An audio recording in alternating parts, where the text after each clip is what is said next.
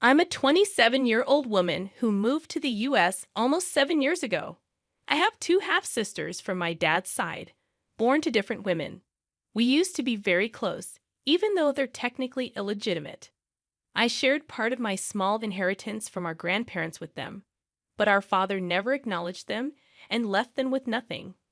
2 years ago, my sisters also moved to the US. The middle one, let's call her Mary, got a company to sponsor her for a work visa. The eldest, Karen, who's 30, got a student visa and moved in with me since I already had a job and a decent salary. Our deal was simple.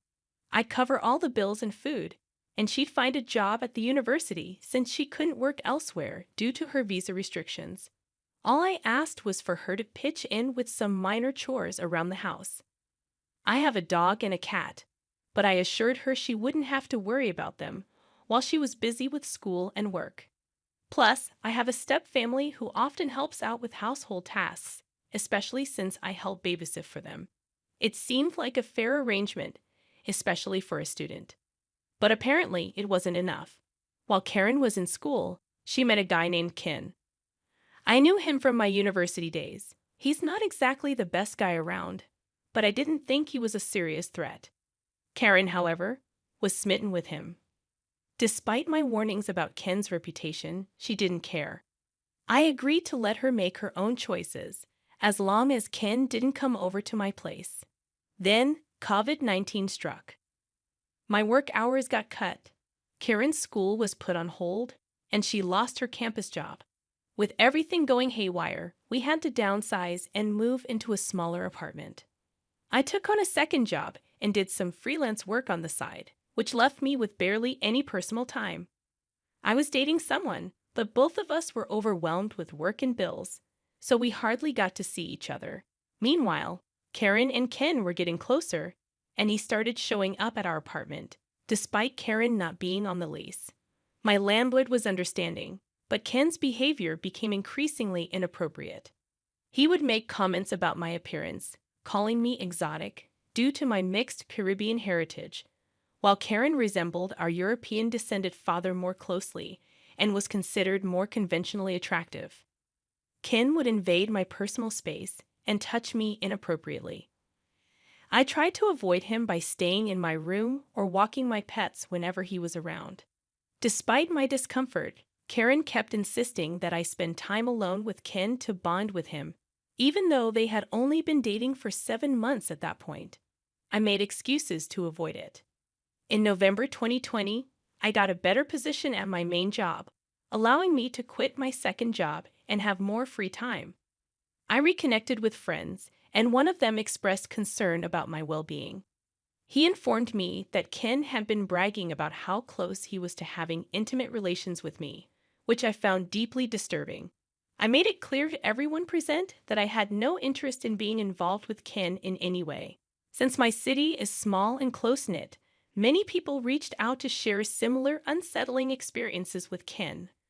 I confronted Karen and Ken about his behavior, and they didn't deny it. Ken even claimed that Karen had given him the green light and that I was doing them a favor by fulfilling his fantasy. I was disgusted and told them both that Ken had to leave immediately, or I would involve the authorities. Ken left after hurling insults at me, and Karen began downplaying the situation, claiming that my partner and I were on a break, which wasn't true. I firmly told her that she couldn't treat me like property and gave her 2 weeks to find her own place. I reached out to our relatives, sharing the text messages I received, and none of them wanted anything to do with Karen. A few days later, she moved in with Ken. I managed to obtain a restraining order against Ken, but couldn't get one for Karen. They largely disappeared from my life, except for a few minor encounters that I quickly resolved by threatening to call the police. Then something happened today that made me hold back laughter. Mary, keeping tabs on Karen as sisters do, messaged me with surprising news. Karen had called her, revealing she was pregnant and that Ken had kicked her out. I was initially stunned but replied casually, expressing no interest in getting involved. Karen then used Mary's phone to call me, begging for help. She played the family card, saying she had no one else to turn to and knew I had family health insurance. She even suggested that I should feel obligated to help with her pregnancy expenses, since the baby was a blessing and that I should want to be a part of raising it. I let her pour her heart out for a few minutes before bluntly refusing and ending the call. She attempted to call again, but eventually gave up. I received a text from Mary apologizing for the barrage of calls, as she accidentally left her phone on the counter. Most of my family, including Karen's mom, supports my decision. The only dissenting voice is Karen's aunt, who isn't biologically related to me but whom I've known for years, so I refer to her as aunt. She had been pressuring me all day until I warned her that I'd share her texts with my stepfather, who happens to be her landlord. That shut her up. As for the baby, I do feel a twinge of sympathy, but ultimately, I can't help but think, this is not my problem. My parents were old-fashioned and preferred to give what little they had to their legal grandchildren. My father had many children from different relationships, some of whom I might not even know about. My grandparents grew tired of having new grandchildren pop up every other year, often with a mother looking for handouts. Regarding Karen's visa, she had an extension due to COVID-19, but that has expired, and she's now overstaying her visa. Sadly, this is a common occurrence, and while I don't agree with it, I'm somewhat implicated due to my stepfather being American. This morning, Mary called me to meet up for brunch and talk about Karen. Mary understood that I didn't want to be involved in the drama, but she felt it was important to discuss things before she left the state. She's always been the peacemaker among us siblings. I agreed to meet, but only on the condition that Karen wouldn't come home with me. Mary assured me that if Karen tried to follow me, she'd personally make sure she stayed away. So, I got dressed and headed out for brunch with my sisters. I'll spare you the fake family niceties Karen tried to pull once we finished eating and were just having coffee. Mary laid everything out on the table. She explained that she couldn't take Karen with her because she's getting married to her longtime girlfriend and they can only afford a one-bedroom in their new city. She made it clear that Karen was delusional as she thought Mary would let her live with me. Even if she had the power to make me take Karen back, Mary made it clear that Karen was lucky she'd let her stay with her for the past few days. Mary said the only reason she was helping at all was because Karen's mother had begged her to find a safe place for Karen or help with the pregnancy. Then, Mary turned to me and asked if there was anything I'd be willing to help with financially, considering I'm the most stable economically. I know it might sound harsh, but I had to think about what's best for me. Feel free to criticize me for it. I made it clear to Karen that I would only offer financial assistance for 3 specific things: either termination and a hotel room for recovery, a ticket back to her home country where she could live with her mother or aunt and access free health care, or a ticket to our eldest brother's country where I knew he would support her. I also mentioned adoption as an option, but I wouldn't be providing her with a place to stay or covering her medical expenses out of my own pocket. I provided her with links to nonprofit organizations that could offer assistance. Karen began crying, accusing me of trying to take away her baby and being a bad sister. She argued that a good sister would open her home and help care for her baby. She also attacked me personally, claiming that I didn't deserve the money I had and that I was spoiled by our mother because of her wealth. However, most of my inheritance came from my mother's side, as she built a successful company from scratch after our father left us with nothing. Karen's hurtful words continued until she hit a nerve by mentioning my infertility. While I had accepted my condition, it still stung. Mary intervened, threatening to kick Karen out if she made any more hurtful remarks. I remained composed, despite the emotional onslaught. Karen, sensing she had gone too far, stopped crying and seemed to come up with a plan. Karen shocked me by suggesting that I adopt her baby, and I couldn't help but laugh at the absurdity of it. Adopting her child was out of the question. I didn't want Karen or her ex anywhere near my life, let alone their baby. While I didn't hold any ill will toward the child, I had no desire to be involved in raising it. I was on the verge of giving Karen a piece of my mind, but Mary intervened just in time. Mary laid out Karen's options plainly. She could either terminate the pregnancy or return to her home country. Either way, she couldn't stay with us because of her legal status, which could jeopardize Mary's job and my residency status. Karen had until the following Friday to make a decision. Mary made it clear that she didn't want Karen near me, fearing for my safety, and declared that Karen had lost the privilege of spending time with either of us in person. She even offered Karen a place to stay for one more week, but after that, she was on her own. Mary's assertiveness caught me off guard, but it was exactly what I needed. She swiftly paid the bill and whisked me out of there, providing the protection and support I didn't realize I needed. As we left, I couldn't help but shed a few tears of relief, grateful to have an older sister who still looked out for me. After our intense discussion, Mary and I decided to lift our spirits with a childhood tradition, getting ice cream. We talked about our plans to spend holidays and vacations together, trying to focus on happier things. Mary's girlfriend joined us, and she lightened the mood with jokes about how sad she'll be without her moving table, referring to Mary, who's taller than both of us. It's an ongoing joke between them, nothing too serious, thankfully. Later, Mary and her girlfriend will join me for dinner, depending on how things with Karen unfold. I'll try to update everyone, but honestly, I think it's pretty much over with Karen. I'm not sure if she'll choose any of the options we gave her, or just do her own thing, but either way, I'm sticking to my boundaries. And yes, Mary is my hero through all of this. If anyone was curious, Karen has made her decision. So, as the title suggests, my older half-sister Karen has made a decision. Here's the short version of what happened. Karen was living with me rent-free when she started dating a creepy guy. Her boyfriend had some disturbing fantasy involving both Karen and me, which she agreed to without my consent. I kicked her out, and she moved in with him. Eventually, she got pregnant, and he kicked her out too.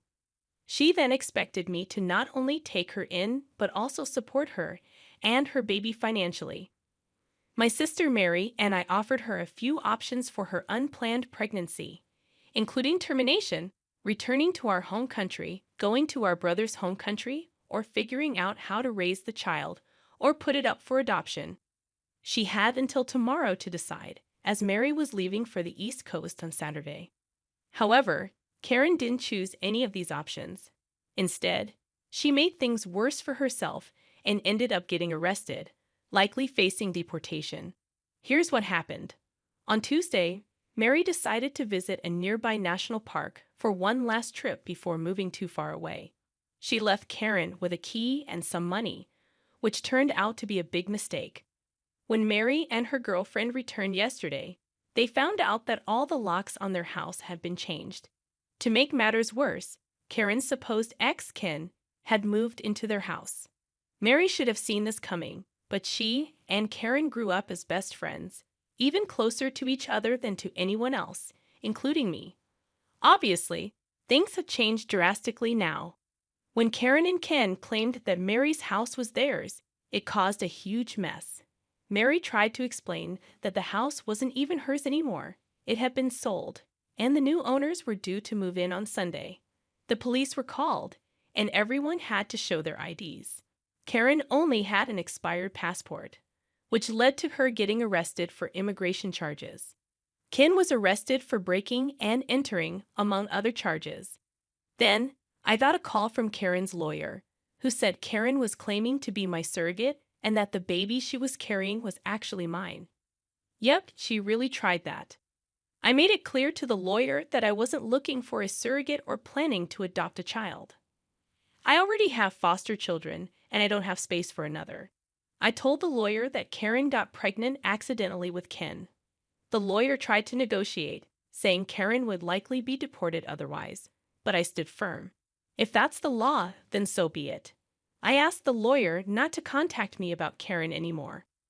Apart from the scare with the new locks, Mary is okay. The realtor has copies of the new key for the family that owns the house now. Mary and I have decided to cut off all contact with Karen. I'm not sure what will happen to her, and honestly, I don't care anymore. Even our family back home wants nothing to do with Karen, and some have even apologized to Mary and me. As for Ken, his fate remains to be seen. Well, Who knows what will happen with Ken? Honestly, I hope he ends up in jail. But if he doesn't, I couldn't care less. I feel like a huge weight has been lifted off my shoulders. I want to thank everyone who sent well wishes to my sister Mary and me, as well as those who shared advice that I'm really glad I listened to. This family mess has probably been the worst I've dealt with since my parents' divorce, and it all came from the last person I would have expected. I don't have any entitled stories aside from this. Karen used to be a good sister, but I guess when money and comfort come into play, people change. A quick update that's not really worth a separate post. Karen was offered the chance to leave the U.S. voluntarily without facing any negative consequences for her immigration status. She called my mom to try to convince me to give her money for the ticket. Mary and I agreed to pay for the ticket on the condition that she never contacts either of us again. Her mom is aware of this and basically told me that Karen will have to find a job within a month of arriving or she'll be on the streets. As for lawyers and stuff, I have my own immigration lawyer who's aware of the situation, and he told me that the surrogate plan wouldn't work without a DNA match or a contract, neither of which exists. So I'm safe. Mary booked Karen's trip back for Friday, and good riddance. Seriously, what was Karen's plan exactly? To just take over someone else's house, especially one that's already been sold. Karen and Ken are as clueless as they are entitled. And I'm horrified that they're bringing a child into this world. I genuinely feel sorry for the unborn baby, and I hope they end up with someone who has empathy and good morals. The timing couldn't have been better for Mary with this whole mess happening just as she's moving to another state. Karen won't know how to find her. But I do worry about Mary's girlfriend, especially since Ken is still around. For her safety, I hope she keeps tabs on him. I know she wants this all to be over, but it might be a good idea for her to know what happens to him because he's proven himself to be a real creep. Almost a year ago, I had my first child. He's amazing and brings so much joy into my life, but that's not why I'm sharing this.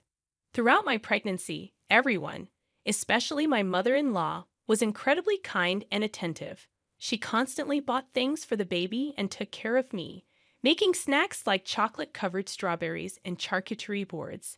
This was all new to me. I wasn't used to so much care and attention. Despite her kindness, I couldn't shake the feeling that she did it more for herself than for me.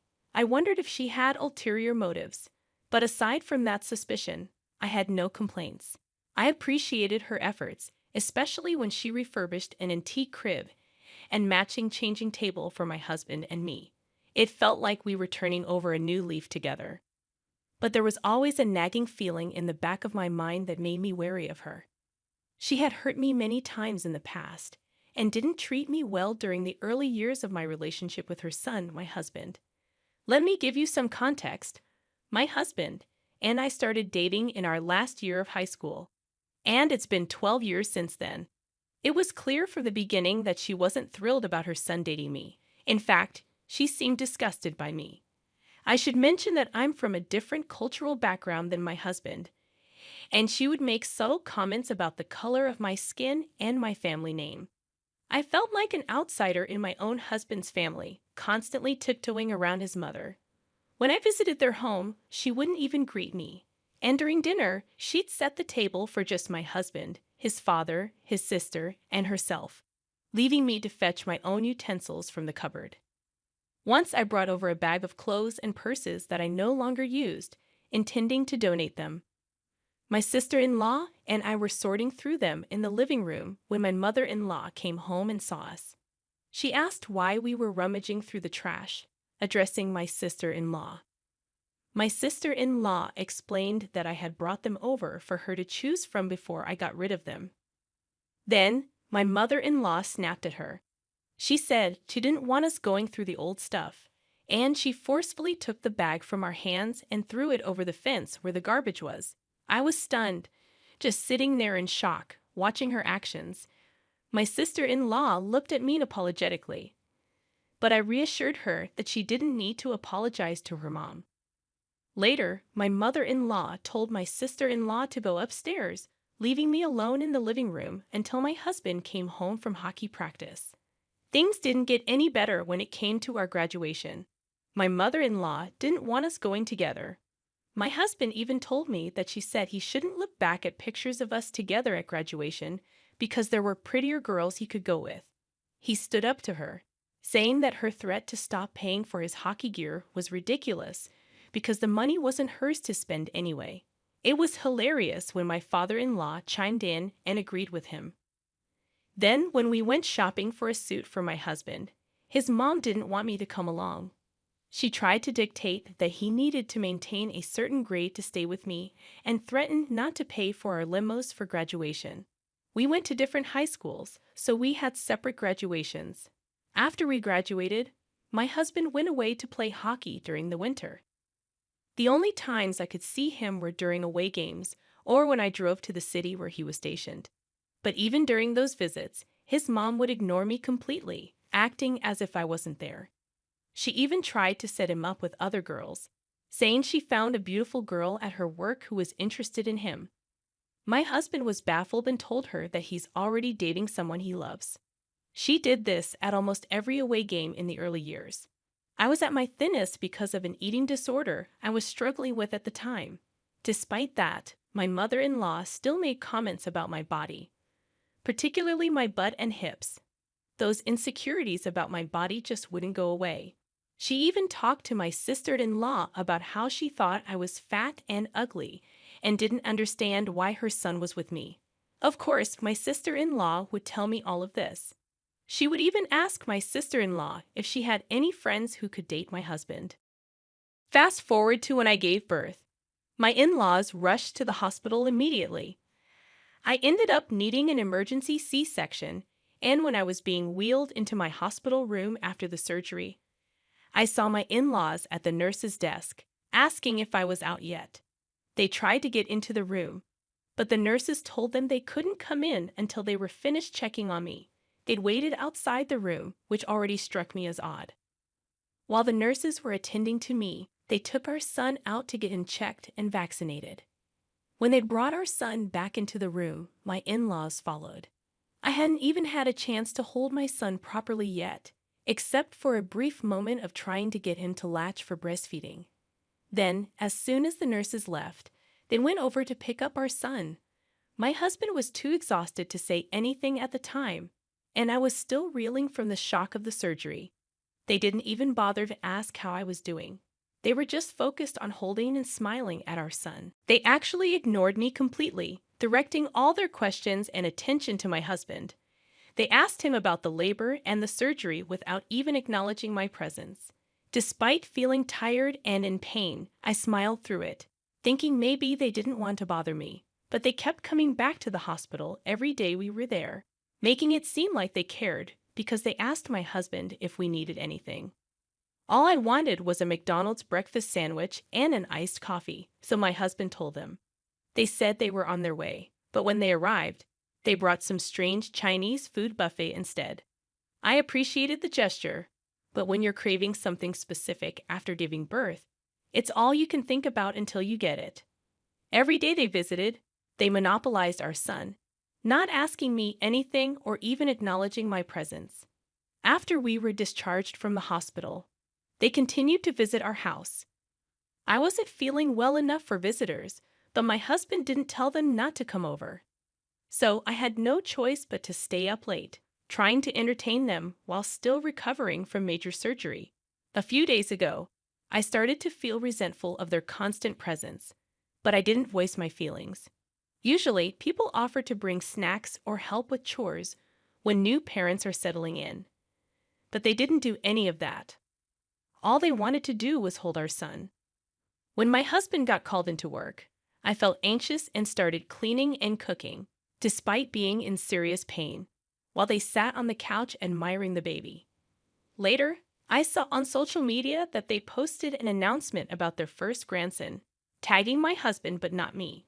They even got my son's name wrong, only using my husband's last name, even though I legally hyphenated it to include mine as well. Fast forward 2 weeks, and they basically forced us to go out for wings with them in a pub, which we regretted instantly. A month after giving birth, when we visited their place, I had hoped they would have prepared something special or had balloons as a surprise, but there was nothing like that. Maybe it was the hormones, but I couldn't help feeling upset. To make matters worse, my in-laws were smokers, and they didn't bother washing up before holding the baby. That's when I spoke up and asked them not to smoke when the baby was around, but I didn't even get a response. Then my husband reiterated my request, and she brushed it off, saying it wouldn't harm the baby. I was about to speak up again when my husband intervened, saying we wouldn't come over if they didn't respect my wishes. Finally, she agreed, but it felt like my husband cared more about keeping them happy than respecting my needs. We were visiting them every other day, and each time they would take the baby away from me, which was overwhelming and frustrating. It made me feel awkward. Not only that, but they would show up at our place at 8 p.m. to see our son, disrupting our attempts to establish a bedtime routine. Sometimes they would arrive late, and our son would get a second wind, making it hard for him to sleep until 10 p.m. I had to ask them to come by before 7 p.m. because we were trying to set a sleep schedule for our son. She would respond by saying they didn't do anything like that when my husband was a baby, but I would explain that times have changed, and this is what we've chosen to do. So now that I've started going back to work a few days a week, my mother-in-law insisted on me bringing the baby over to their place instead of her coming to ours. She said I could work in their office, which was actually a nice setup, and I was grateful for their help and support. But one time, she was having trouble putting the baby to sleep. I suggested that maybe he was hungry, so I went to make a tea and realized she hadn't fed him his lunchtime bottle, and it was already way past the time he was supposed to have it. I brought the bottle upstairs and suggested she give it to him, but she gave me a nasty look and snapped at me, saying she knew what she was doing. I insisted gently, saying that he probably needed to eat to sleep, but she got defensive and slammed the door in my face, locking it with my son inside. I couldn't believe she'd done that.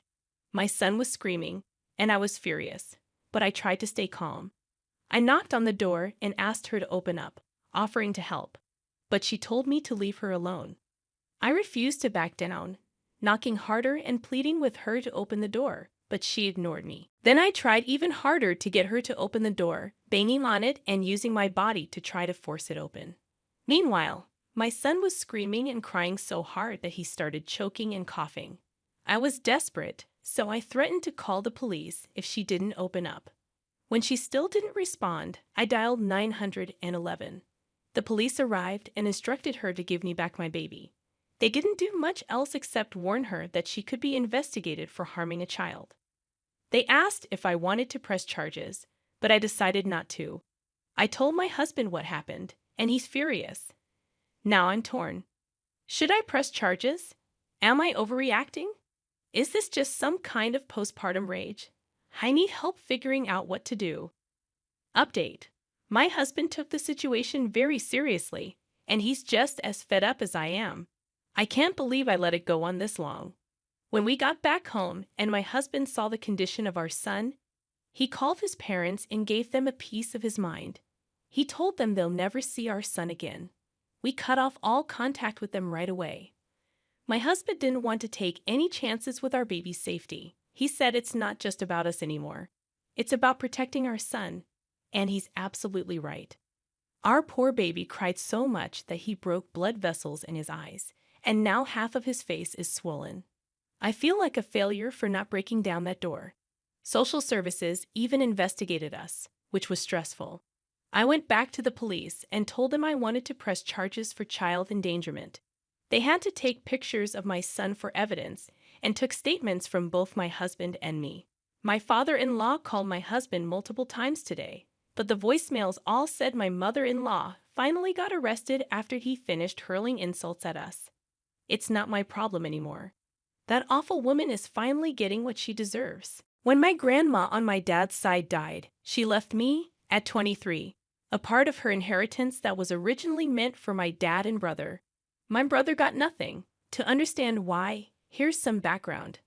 My brother and I never met our grandpa. Dad always talked about their rocky relationship, which led to them drifting apart before I was born. Dad met Mom at work years ago, and they fell in love and had my brother. But when they got married, Grandpa stopped talking to Dad.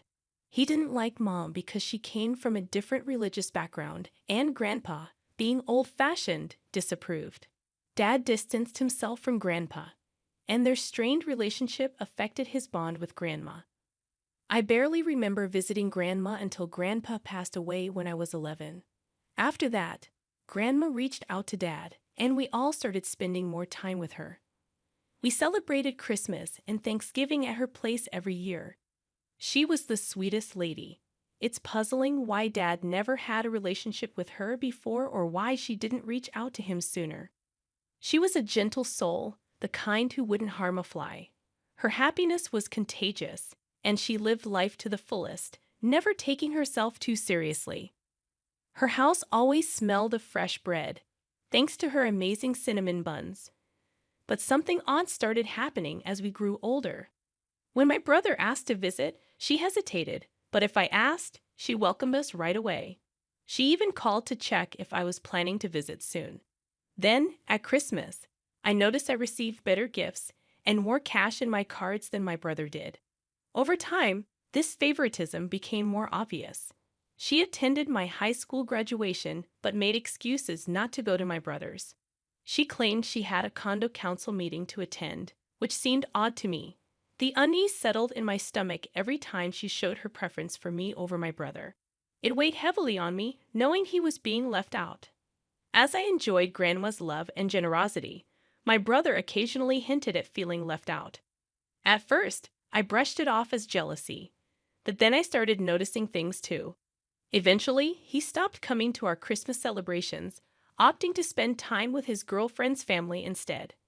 I also observed that Grandma wasn't treating my mom fairly.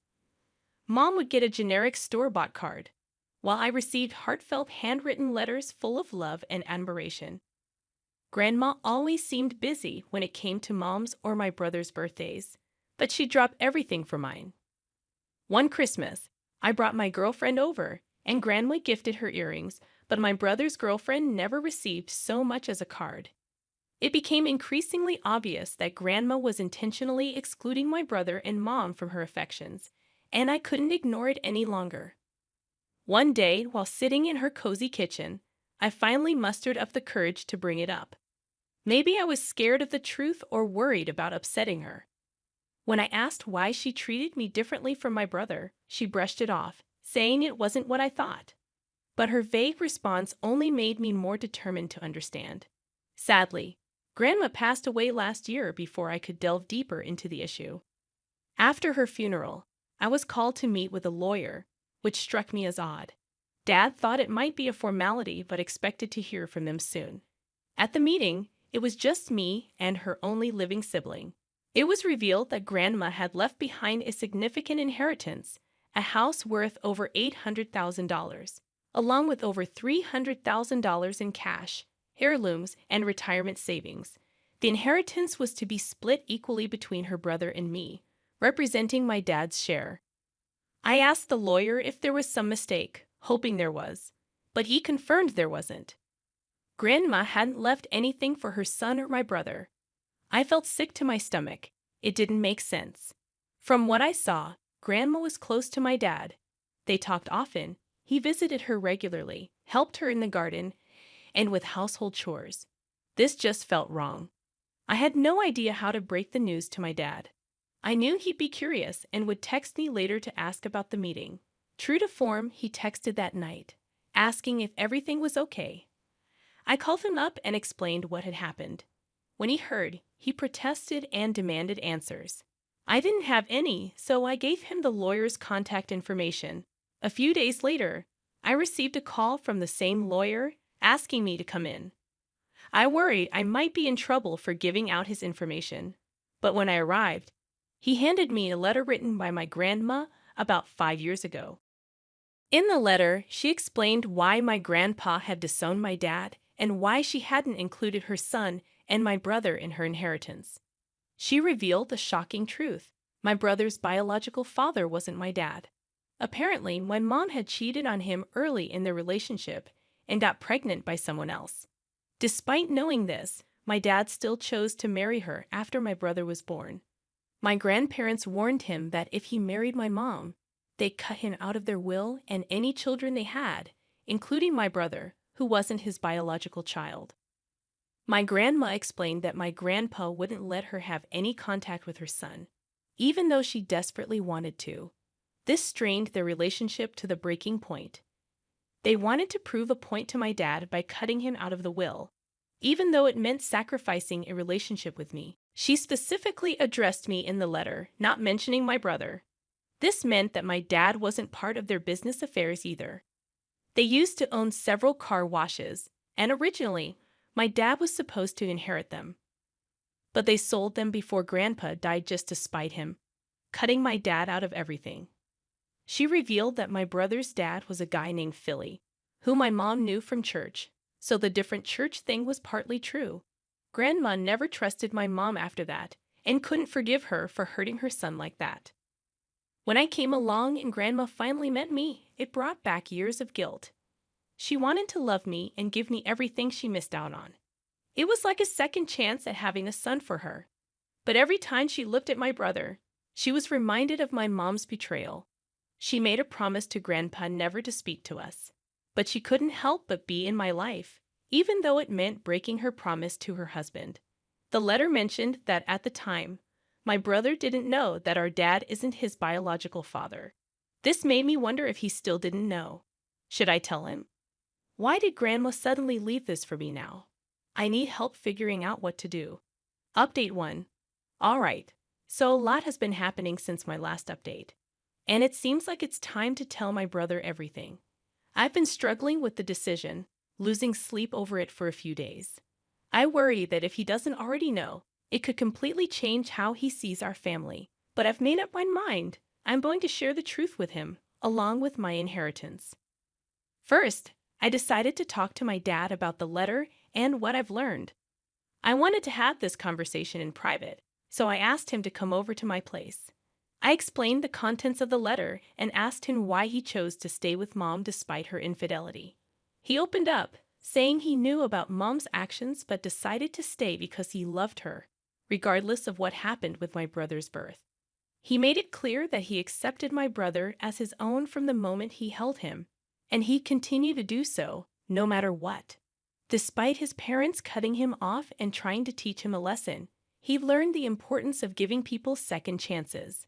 After my mom got pregnant with my brother, her religious family disowned her because of premarital sex.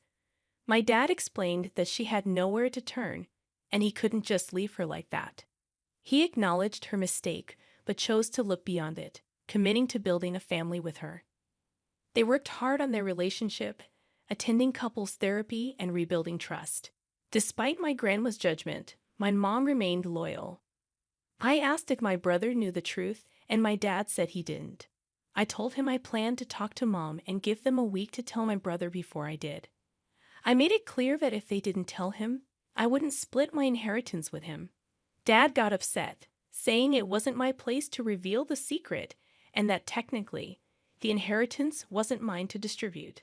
I insisted on the 7-day deadline and said I'd only split the inheritance with my brother if they told him.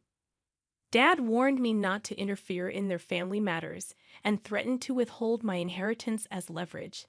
He stressed that it was their responsibility to handle the situation with my brother and urged me to reconsider my stance, highlighting the potential consequences of getting involved. Despite my dad's objections, I stood my ground and reiterated my decision. Within that week, he texted me, attempting to persuade me to reconsider. He argued that it would be too shocking for my brother to hear the truth from me and that it would devastate him. I acknowledged that it would be a lot for my brother to process, but insisted that he deserved to know and should hear it from our parents. When I mentioned to my dad that Mom wasn't ready to tell my brother, he explained that she feared losing their relationship if he disowned her. I empathized but maintained that it wasn't my problem and gave her 2 days to figure it out. The next day, Mom came over, visibly upset. I gave her the same ultimatum, and she tried to plead with me, explaining the weight of the secret and her guilt. I countered, emphasizing that I was only seeking to reveal the truth. I explained the consequences, If they told my brother, Dad would receive a portion of the inheritance, but if not, it would all go to my brother. Mom accused me of being greedy and selfish, claiming that I just wanted to keep the money for myself. I defended my position, pointing out that I was willing to share the inheritance with both Dad and my brother. Then they threatened legal action, saying they'd challenge how the estate was being administered if I went ahead and told my brother. Unfazed, I contacted the lawyer, who confirmed that they had no legal standing, as Grandma's wishes were clear in her handwritten letter to me. For the next 2 days, I received calls and texts from both of them, pleading with me not to say anything. The day finally arrived, and I asked my brother to meet me at our family home. As we entered, our parents were sitting in the kitchen, looking surprised, their jaws dropping when they saw us. I told my brother that our parents had something important to tell him. He seemed puzzled, and my dad got up, threatening me. I gave them one last chance, but my dad urged me not to go through with it. Ignoring his plea, I asked my brother to sit down and then proceeded to tell him everything, even handing him the letter from Grandma. He listened in shock, and I could see the devastation in his eyes. My heart broke for him. Mom tried to speak, but my brother cut her off, his voice trembling as he demanded answers about the lies they had told him his whole life. Mom started crying, apologizing, and trying to justify her actions, but my brother wasn't having it. He stood up abruptly, knocking over his chair, and said he needed time alone to process everything. He walked out to the front of the house, and I followed him. We sat on the lawn crying together. I assured him that I would share my inheritance with him. I knew he had been struggling and had dreams of starting his own business and marrying his longtime girlfriend. They wanted to buy a house and start a family, and the amount I would receive was more than I needed. Here's the latest update. After thinking it over, I believe Grandma didn't just want me to keep the money for myself. She probably only included me and her brother in the will to honor a promise to Grandpa. Maybe she kept the letter because she knew I'd do the right thing with the money when the time came, so I gave half of what I got to my brother. He's using it to buy his first home with his fiancée. Dad tried to start a lawsuit, but it got thrown out. My brother isn't talking to our parents right now. The only communication I've had with them has been through legal channels and a third party. Anyway, that's where things stand. I like to think that Grandma maybe had a change of heart in the end and felt bad about how she treated my brother. I hope the money he got can somehow make up for all of that. Last week, Kyle and I got married surrounded by our closest friends and family. It was everything we had hoped for, filled with laughter, hugs, and the joy of being together. Our families came together to celebrate our union, which made the day even more special. Everything went perfectly except for one problem. My stepmother tried to cause trouble at the wedding. My parents split up when I was young, but they've been great at co-parenting. These days, my mom is dating a guy named Holt, and my dad is happily married to Gigi. I was actually excited when my dad remarried because it meant our family was growing. Gigi has a daughter named Naomi who's just a year older than me. When Dad introduced us, I was hopeful that Naomi and I could become friends. It turns out Naomi wasn't as sweet as she seemed. When Dad wasn't around, she used to pick on me a lot. I didn't just take it though, I gave it right back. Our arguments sometimes got pretty heated and even turned physical. Whenever Naomi cried, Gigi would come rushing in and always ended up taking her side, even though Naomi was usually the one starting things. No matter how much I tried to explain, Gigi never believed me. She'd wait until Dad came home to complain about me. Luckily, Dad never took sides and just hated that we fought. As the years went on, things only got worse between Naomi and me. Mom started to notice how Naomi and Gigi treated me when Dad wasn't around, so she talked to him about it. After that, Dad started taking me out on weekends, just the two of us. It was our special time together where I could talk to him about anything. I really treasure those moments. When Gigi found out about our outings, she wasn't happy. She insisted that Dad include Naomi, but Dad stood his ground and refused. Before Kyle and I got married, we dated for 6 wonderful years, and during that time, I introduced him to my parents. During a family dinner, everything was going well until Gigi made an unexpected comment. She stopped eating, looked at both of us, and boldly said that Kyle was too good-looking for me. The room fell silent, and my mom angrily asked her about the remark. Gigi tried to brush it off as a compliment to Kyle, but he was just as upset. He stood up for me, saying she shouldn't talk about us like that. His support made me smile, and I felt grateful. Even though dinner continued after that, Gigi's failed attempt at humor hung in the air like an unwelcome guest. Her words kept bothering me. Kyle, tall and fit from regular workouts, fit society's idea of attractiveness, while I was shorter and carried some weight. Surprisingly, Kyle had never made me feel insecure about my body. Our relationship was strong, and he never mentioned my weight. Despite Kyle's unwavering support, Gigi's comments about my appearance still managed to shake my confidence, especially when I noticed other girls admiring him. Her remarks during dinners with my dad continued to chip away at my self-esteem, whether it was about my clothing choices or suggesting I hit the gym more often. Though disguised as concern, these comments only fueled my self-doubt. Kyle always defended me when he overheard Gigi's remarks, but Naomi's behavior added another layer of discomfort. She often acted overly familiar with Kyle, making him uneasy despite his attempts to express his discomfort. During a Thanksgiving celebration, things came to a head during a truth or dare game. Naomi was dared to sit on the person she liked the most. Instead of choosing her mother, she pointed at Kyle. When Kyle promptly refused, I couldn't help but laugh, realizing that he would never reciprocate her interest, no matter how desperate she was. As the Thanksgiving gathering continued, Naomi appeared visibly embarrassed by the awkward incident. Despite the tension, Kyle and I tried to shrug it off and enjoy the celebration with our loved ones. As our wedding day approached, I was filled with excitement and joy. Kyle and I were deeply in love and eager for the journey ahead.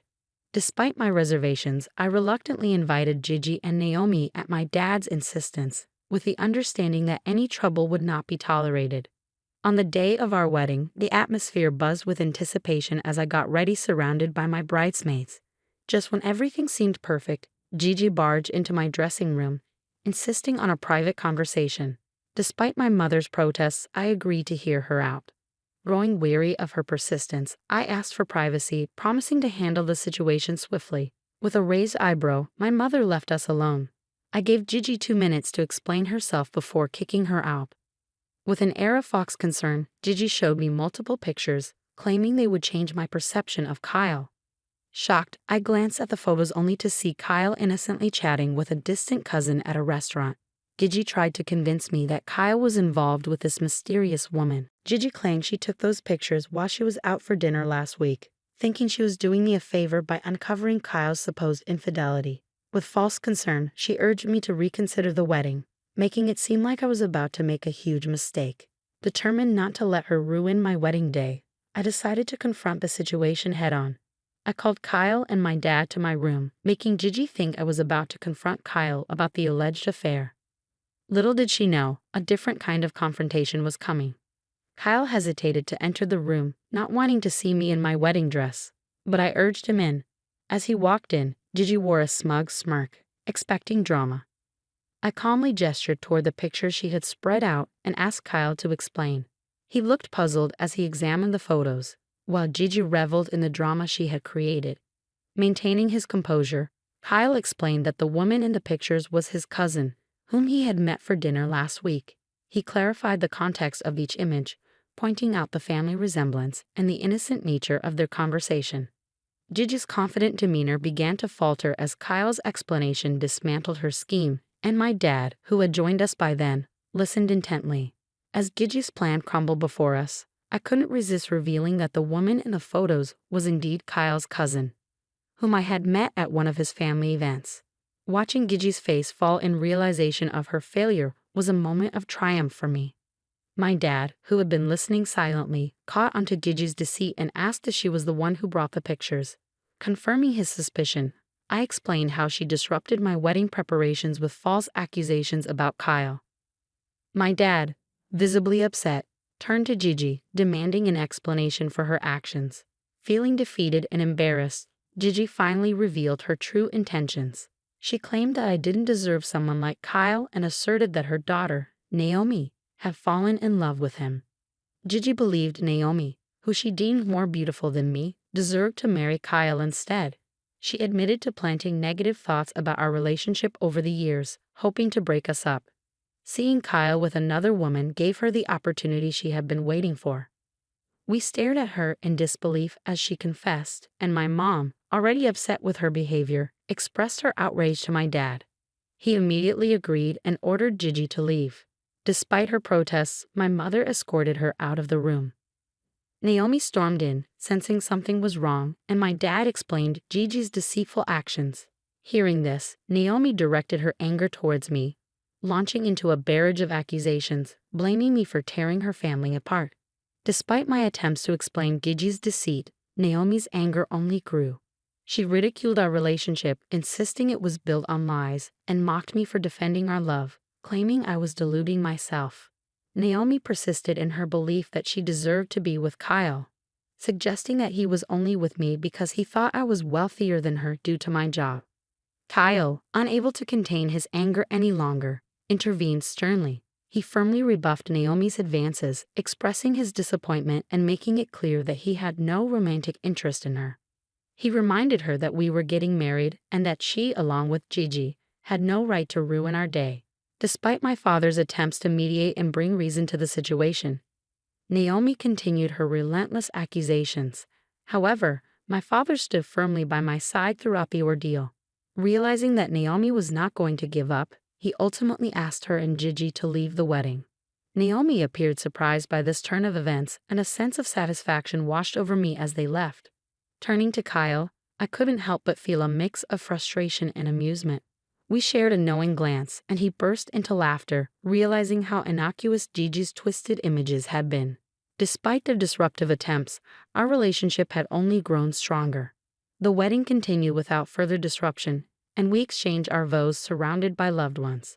It turned out to be a day filled with joy and laughter, just as we had dreamed. As the festivities continued, I couldn't help but feel a sense of satisfaction knowing that Gigi's plan had backfired and only served to strengthen the bond between Kyle and me. Kyle and I had an amazing honeymoon, but since we got back, my dad has been telling me that things aren't good between him and Gigi. She's upset with us for kicking her out of the wedding and blames me for embarrassing her in front of Kyle. Even Naomi has been messaging me, calling me names and warning me that I won't be happy with Kyle. It's really starting to bother me, so I want to know if I was right to expose my stepmother's lies and kick her out of the wedding. Update 1. It's been a few days since my last update. Turns out, my cousin Fiona, who was also one of my bridesmaids, overheard the whole conversation with Gigi and Naomi that day. She couldn't keep it to herself and felt disturbed by what she heard. So she shared it with some close family members. As the news spread, more relatives caught wind of it, and soon everyone was talking about their disruptive behavior at my wedding. The family's collective disapproval grew, and they were just as shocked as we were when they found out about Gigi and Naomi's deceitful scheme. Everyone agreed that what they did was undeniably wrong. Gossip spread quickly, and the family collectively shunned Gigi and Naomi. I've been getting concerned phone calls and messages from relatives who didn't know about what happened at the wedding. Today, I invited my dad over for dinner since I hadn't seen him since the wedding. He looked visibly different, not like his usual self. During our meal, he opened up about how Gigi and Naomi were making his life difficult. They were demanding an apology from me for kicking them out. Kyle and I were shocked to hear how entitled they felt, considering they were the ones who tried to ruin my wedding. It was surreal trying to comprehend their audacity. My dad, sensing my frustration, expressed his disappointment in their behavior. He assured me that I owed no apology for protecting my wedding against their disruptive actions. Seeing Dad dealing with all the toxicity from Gigi and Naomi worried me, so I talked to him about it. We both agreed that the constant conflicts with Gigi were taking a toll on his mental well-being. Dad also told me that Naomi was threatening us with legal action, claiming emotional distress from the wedding incident. It sounded absurd, and I couldn't help but laugh. But deep down, I knew their demands were straining our family dynamics. I plan on confronting Naomi and Gigi about this issue and hopefully resolving it once and for all. Update 2. Today, I met up with Naomi and Gigi, as I mentioned earlier. I invited them both out for lunch at a cafe instead of meeting at my place. Kyle wanted to come with me, but I insisted on handling this on my own. As we sat down, there was tension in the air. I calmly expressed my concerns about their actions during the wedding and emphasized the hurt they caused. However, Gigi remained defensive, insisting she stood by everything she had done. She claimed she was acting in Naomi's best interests, which really angered me. I pointed out that Kyle was my husband now, and I couldn't stand by their persistent disregard for our relationship.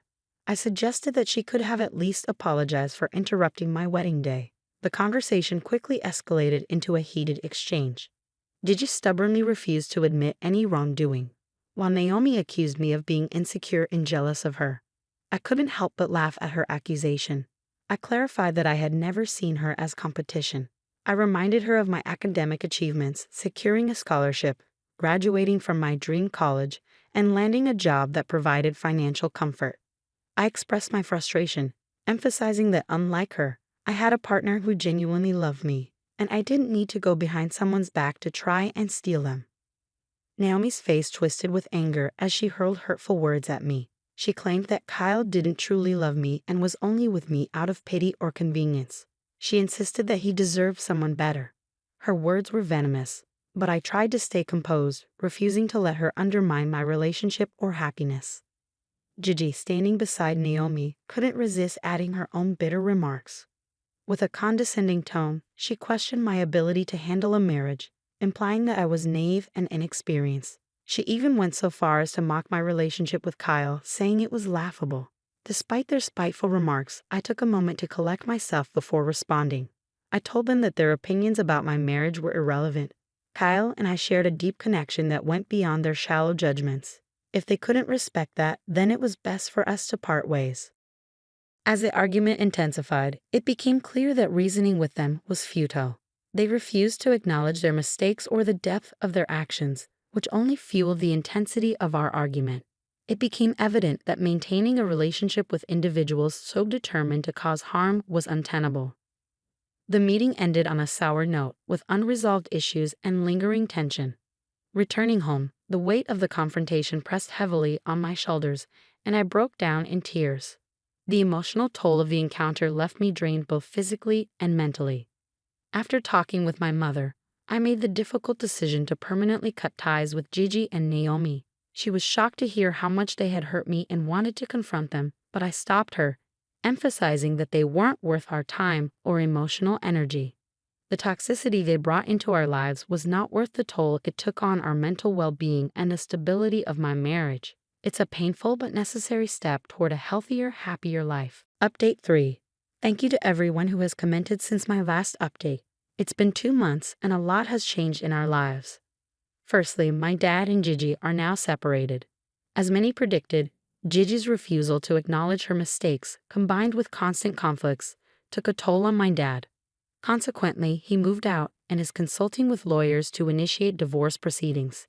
After my dad blocked her on all fronts, Gigi tried to reach out to me, but I also blocked her. She then called Kyle, but he knowingly didn't pick up her calls. So she sent him a long message blaming me for their separation and accusing me of turning my dad against her. Kyle and I read the message together, shaking our heads at her attempt to shift blame. We didn't bother to reply, and Kyle blocked her as well. Since his separation, my dad seems lighter and happier. He's gradually finding peace away from the constant turmoil with Gigi and Naomi. Kyle and I have been there to support him through this challenging time, encouraging him to focus on his well-being and pursue activities that bring him joy. Despite the difficulties, it's heartening to see my dad rediscovering himself and embracing freedom from toxic dynamics. A month ago, I went on a vacation with my mom to spend some time with her. Since the incident, she has been really worried about me and furious at how they treated me. This beach vacation was much needed as we strolled along serene beaches, reminiscing about joyful memories and discussing plans for the future. In the quiet moments of our vacation, surrounded by my mother's comforting presence, I felt so much peace. It was a therapeutic reset, allowing us to strengthen our bond and cherish moments of peace away from the chaos that Gigi and Naomi brought into our lives. As I write this, I feel overwhelmed with gratitude for the love Kyle and I share. His unwavering support and understanding have been the pillars that held me up through the storms. If I didn't have a supportive and loyal partner like him, I don't know what I would do. Reflecting on our journey, I am immensely thankful for the joy he brings, the laughter we share, and the strength he provides in the face of challenges. Looking ahead, I look forward to embracing the prospect of spending the rest of my life with Kyle. When I was a kid, I was playing with my dad at a park. Suddenly, I tripped over a rock and fell down. As I hit the ground, a piece of broken glass pierced into my foot. It hurt so much that I couldn't help but cry a lot. The glass was quite big and went deep into my skin, making me bleed a lot. My dad, seeing me in pain, got really worried. He carefully pulled out the glass from my leg and then hurried me to the nearest hospital. I kept crying from the pain all the way to the hospital. When we got there, I continued sobbing in the waiting room. Then, a nurse came over to me. She spoke kindly, telling me that the doctor would help me feel better soon. She gave me a strawberry lollipop, which made me feel a little better. I remember feeling relieved when I saw her friendly smile. That moment made me want to become a nurse when I grew up. After finishing high school, I went to nursing school and successfully graduated after 3 years. Finally, I became a nurse. At first, the job seemed overwhelming, but as time passed, I got used to it and felt happy and satisfied every day. As I went about my work, everything seemed fine, but there was a nagging worry in the back of my mind. My father had started gambling. He was into horse racing, slots, poker, you name it. Some days he was cheerful, other days he seemed really down and gloomy. My mom often asked him anxiously if we were doing okay financially, and he always brushed it off confidently, saying, "Yeah, we're totally fine." But one evening during dinner, he dropped a bombshell. He had racked up a huge debt from gambling losses, around $80,000. My mom and I were furious, but we had no choice but to help him pay it off. We didn't want debt collectors showing up at our doorstep, so we all pitched in to repay the debt. To make extra money, I took on night shifts at work. Day after day, the exhaustion piled up, and I found myself barely functioning from lack of sleep. Then one day after a night shift, something unexpected happened on the bus ride home. Sitting in front of me was an old man, accompanied by what seemed to be his son. Suddenly, the old man complained of a headache and then collapsed, unconscious. The son panicked, trying to support his father as best as he could. I immediately sprang into action, shouting for the driver to stop and calling 911. Given the symptoms, I suspected it might be a stroke, so I quickly organized the passengers to clear a back seat for the old man. I instructed the son to keep his father's head level and let him rest quietly until help arrived. After the ambulance took the old man and his son away, I hoped for the best, watching them drive off through the car window. 6 months passed since that incident. One day, my colleague Michelle asked if I was free that evening. Since I didn't have a night shift, I said yes. She then explained that she had a mixer with some doctors planned, but they were short one girl, and she begged me to come along. Michelle and I had become friends since we started working at the hospital together. Despite my initial shyness, she had always been outgoing and inclusive. I had never been to a mixer before and didn't know what to expect, so I initially refused her invitation. However, she persisted, and after some convincing, I agreed to go. After work, Michelle and I freshened up in the changing room. Michelle looked stunning as usual, putting extra effort into her appearance with a neat dress and high heels. In contrast, I felt underdressed in my cheap knit top and jeans, but Michelle assured me it was fine. When we arrived at the tavern where the mixer was being held, 2 of Michelle's nursing school friends and 4 doctors were already there. I felt nervous in the unfamiliar atmosphere. The male organizer enthusiastically suggested we start with introductions. They were all surgeons from the same hospital, which seemed prestigious. As each person introduced themselves, I grew increasingly anxious.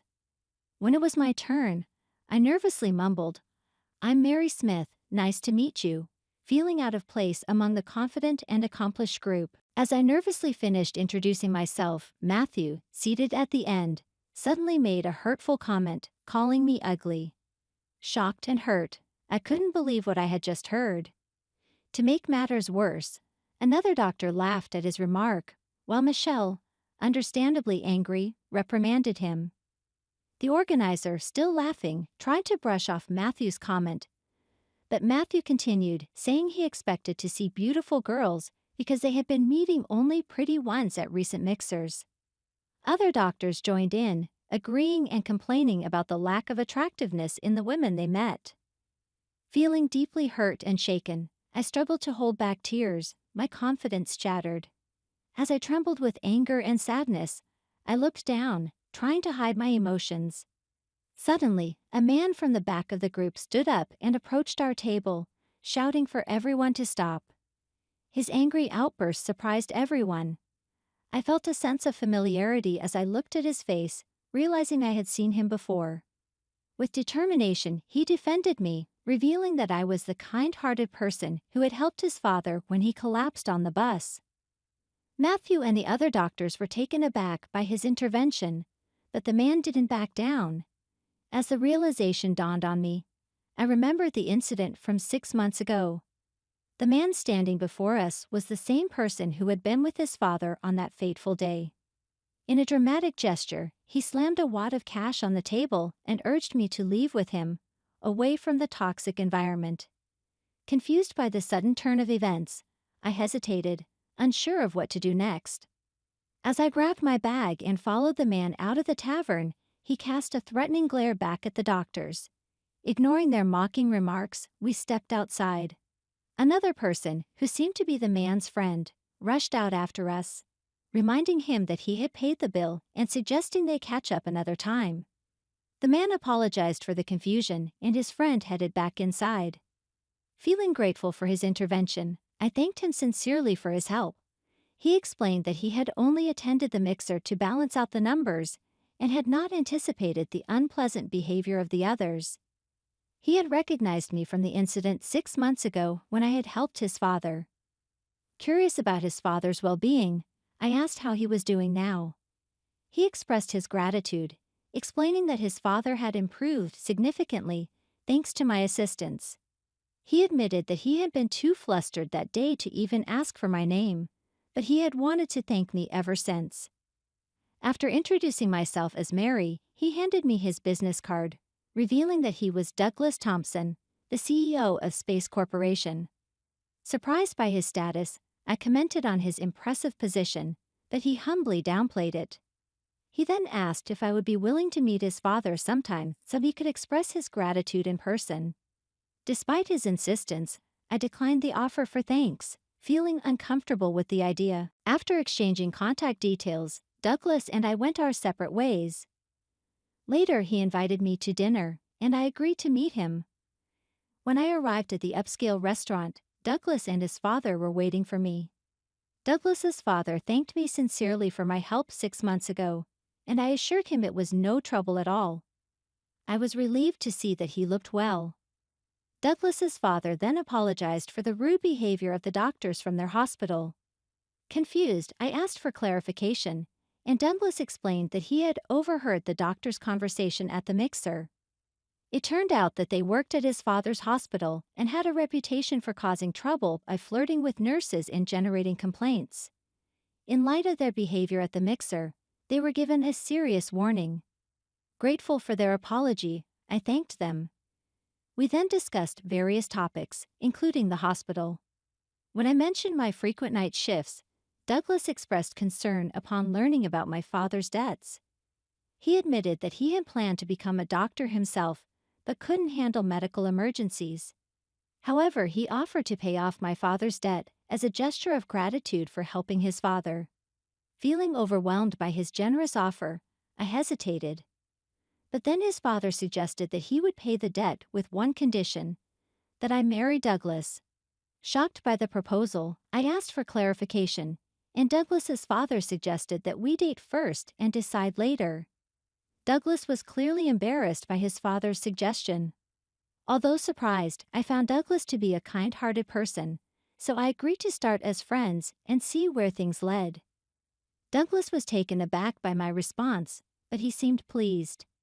After Douglas's father's proposal, Douglas and I began going out to eat frequently, bonding over our shared love for gourmet food and discovering our similarities as introverts with a strong sense of justice. As we grew closer, we started dating with marriage in mind. 6 months later, Douglas proposed to me, expressing his intention to take care of my father's debts himself. Touched by his gesture, I felt guilty about accepting his help. However, Douglas reassured me that he was committed to taking care of me, and he insisted that I didn't need to worry about repaying him.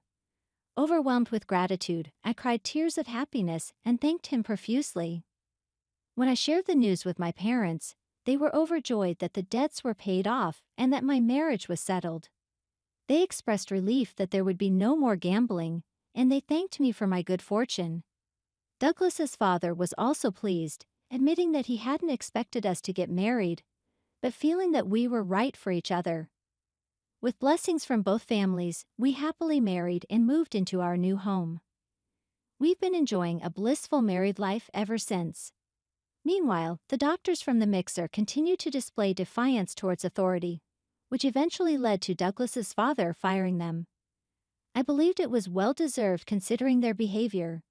Today, I continue to work hard as a nurse, feeling fulfilled in my role of helping others. My job is my calling, and I'm dedicated to making a difference in as many lives as possible. For my beloved family, I'll keep working hard and striving for excellence in my career. Hey everyone, I'm Jamie, and I've got a pretty interesting story to share about my mother-in-law, Sarah. Right now, Sarah doesn't really have a say in our lives because we've decided to cut ties with her. Getting to this point wasn't easy at all. Sarah is a classic example of a narcissist. I'm not a psychology expert, but she shows all the signs. She's self-centered and pretty awful, only ever thinking about herself. Interestingly, her son, my husband Paul, is the complete opposite. I think that's mostly because he was mostly raised by his dad after his parents split up when he was young. Sadly, he only reconnected with Sarah after his dad died from a serious illness. From what Paul's told me, it's clear that Sarah is really controlling and manipulative. Paul once told me, "Jamie, my mom expects so much from me. She thinks she's entitled to everything I have and expects me to take care of her forever." He shared how she used to take all his money when he started working during school. For a long time, Paul thought this was normal parental stuff, but it's not healthy. I told him you were basically her servant, working while she did nothing. But you've got to make some serious financial changes, Paul, I urged. I know, Jamie, he replied. I've tried talking to her, but she always guilt trips me about abandoning her or leaving her to fend for herself. I even suggested she get a job, but she refuses to listen. Paul struggled to manage his student loans since he was financially supporting Sarah throughout college. She stopped working when Paul was 17, the same year he got his first job. From then on, he was designated as the family's primary breadwinner, isolated from their extended family and under Sarah's stringent control. He had always considered this dynamic to be normal. He didn't have friends because Sarah didn't allow it, and he couldn't afford a phone. When Paul went to college, he was introduced to a whole new world. Despite Sarah's attempts to prevent him from attending, he pursued higher education. It was there, away from his mother's overwhelming influence and meeting a variety of people, that he finally realized the abnormality of his upbringing. Paul, your mother has been quite abusive towards you, I told him. She's manipulated you for years and even squandered the inheritance your father left. Why do you continue to support her? What can I do, Jamie? Paul replied, his voice tinged with resignation. After hearing for years that she deserves my money, it's hard to shake off. I can't completely cut her off. She's the only family I have left apart from you.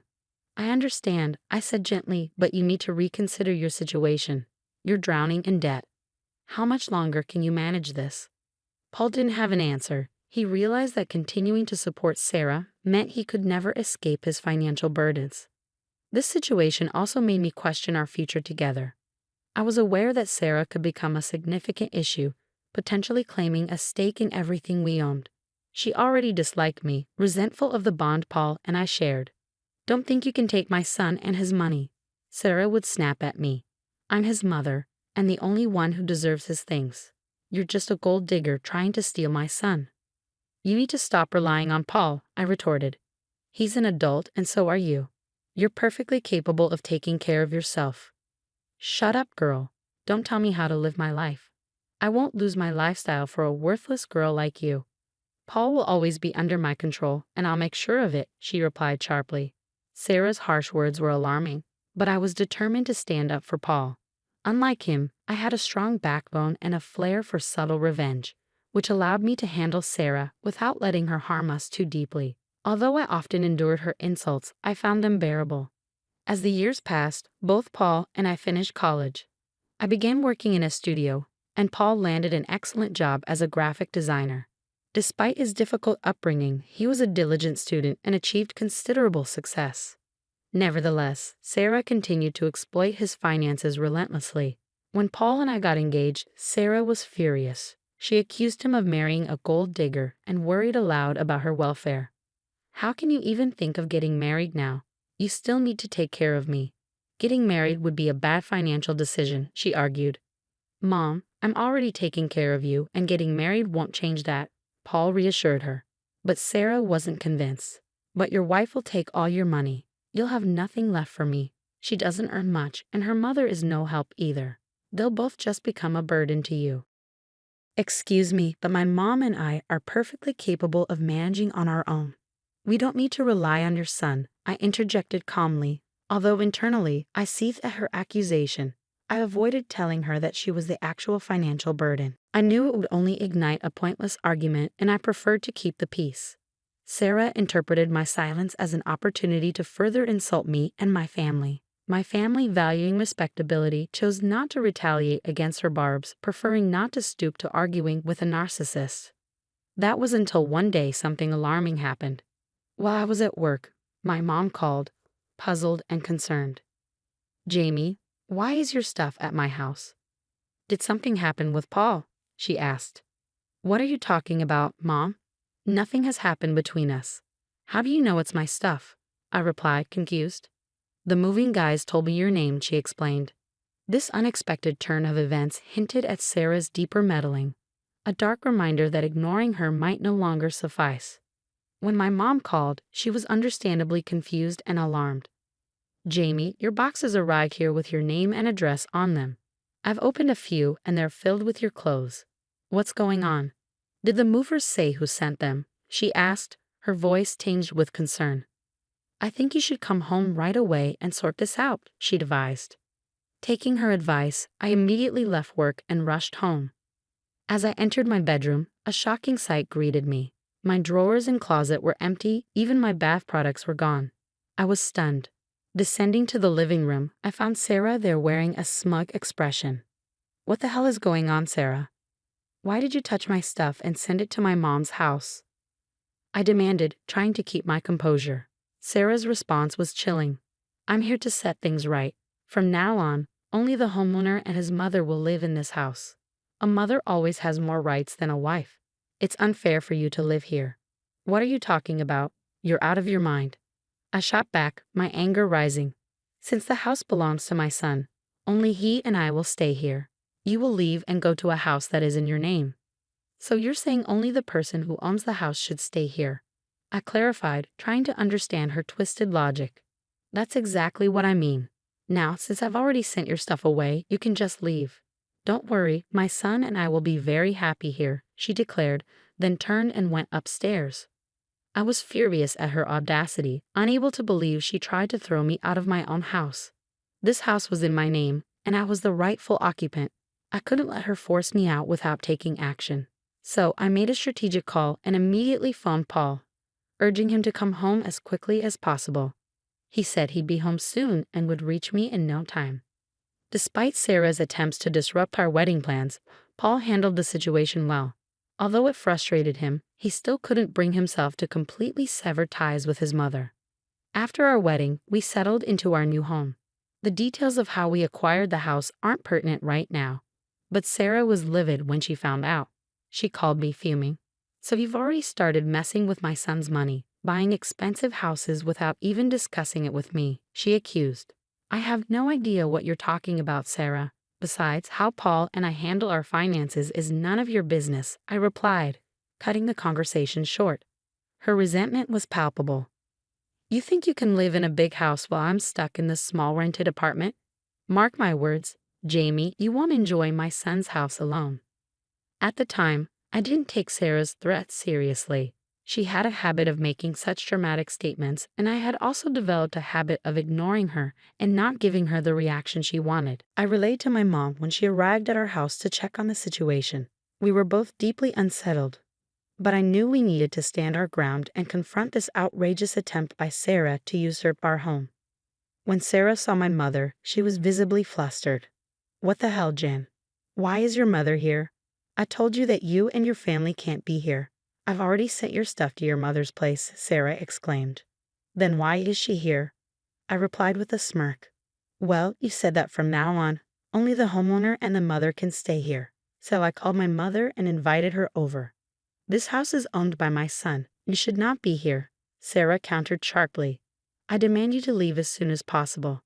I couldn't help but laugh, finding the irony too delicious, and my mother joined in. Though I was angry, the laughter was a welcome relief because I knew what needed to be clarified next. Once we composed ourselves, I turned to Sarah with a calm demeanor. "Just for your information, my dear mother-in-law, this house belongs to me," I began, my tone even but firm. "Yes, this house is in my name. It was part of my inheritance from my grandfather who passed away recently." "You can't be telling the truth. I don't believe you. This house cannot be yours." "I know my son got this house for you," Sarah spluttered, disbelief etched across her face. "Just wait till he comes home and shows you your place. I will not tolerate you keeping me away from the house," Sarah continued. Sarah's confusion was met with a blunt correction from my mother. "She's telling the truth, Sarah. You have some messed up logic about deserving your son's things. Even if the house is Jamie's, you shouldn't be so entitled. Jamie is Paul's wife and is equally entitled to his assets." "I don't take advice from freeloaders, Rebecca," Sarah snapped back. "I would suggest you keep your mouth shut. As for Paul, I will stay with him and make sure he divorces Jamie soon." Just a few minutes later, Paul walked through the front door, clearly bewildered by the sight of his mother standing in the middle of our living room and even more puzzled to see my mother, whom I hadn't told him I invited over. "Hey guys, what's going on here?" he asked as he entered. "Something has happened, Paul. Your overbearing wife and her mother are trying to take over your house. I have come here to save you from this monstrous family," Sarah declared. Dramatically, Paul, taken aback, responded firmly, "Mom, what the hell is going on? Why would you disrespect my wife and her mother? They are standing right here." He then turned to me, giving me the floor to explain. "Let me tell you what happened," I began, ready to unveil the entire absurd scenario Sarah had orchestrated. Paul stood in the middle of our living room, utterly stunned as he processed what I had just explained. "Oh my God, are you serious, Mom? Did you pack up Jamie's belongings and send them to her mom's house? Did you come into our home and move our things? Who gave you the right to do that?" Paul asked, his voice filled with disbelief. "I'm just trying to help you, Paul," Sarah protested with feigned innocence. "You need to reconsider your marriage. I've been telling you not to tolerate her freeloading behavior. Trust me, I can find you a better wife." "Mom, I've told you so many times not to interfere in my marriage. Why are you still doing this?" Paul's voice was firm, his frustration clear. Sarah retorted, her tone escalating. "I'm standing up for you, Paul. Your wife will drain your finances if you don't end this. That's why I moved into your house. I'm going to stay with you. You need to stop saying it's his house." I interjected firmly, "Sarah, I've already told you this house is mine. If any mother is staying, it will be mine." Paul looked exasperated as Sarah continued her tirade. "Look at what your witch wife is saying. I told you she's a gold digger. She's already claiming that this house is hers." "Mom, stop insulting Jamie. This is ridiculous," Paul snapped, his patience worn thin. "She's right, the house belongs to Jamie. It was part of her inheritance after her grandfather passed away."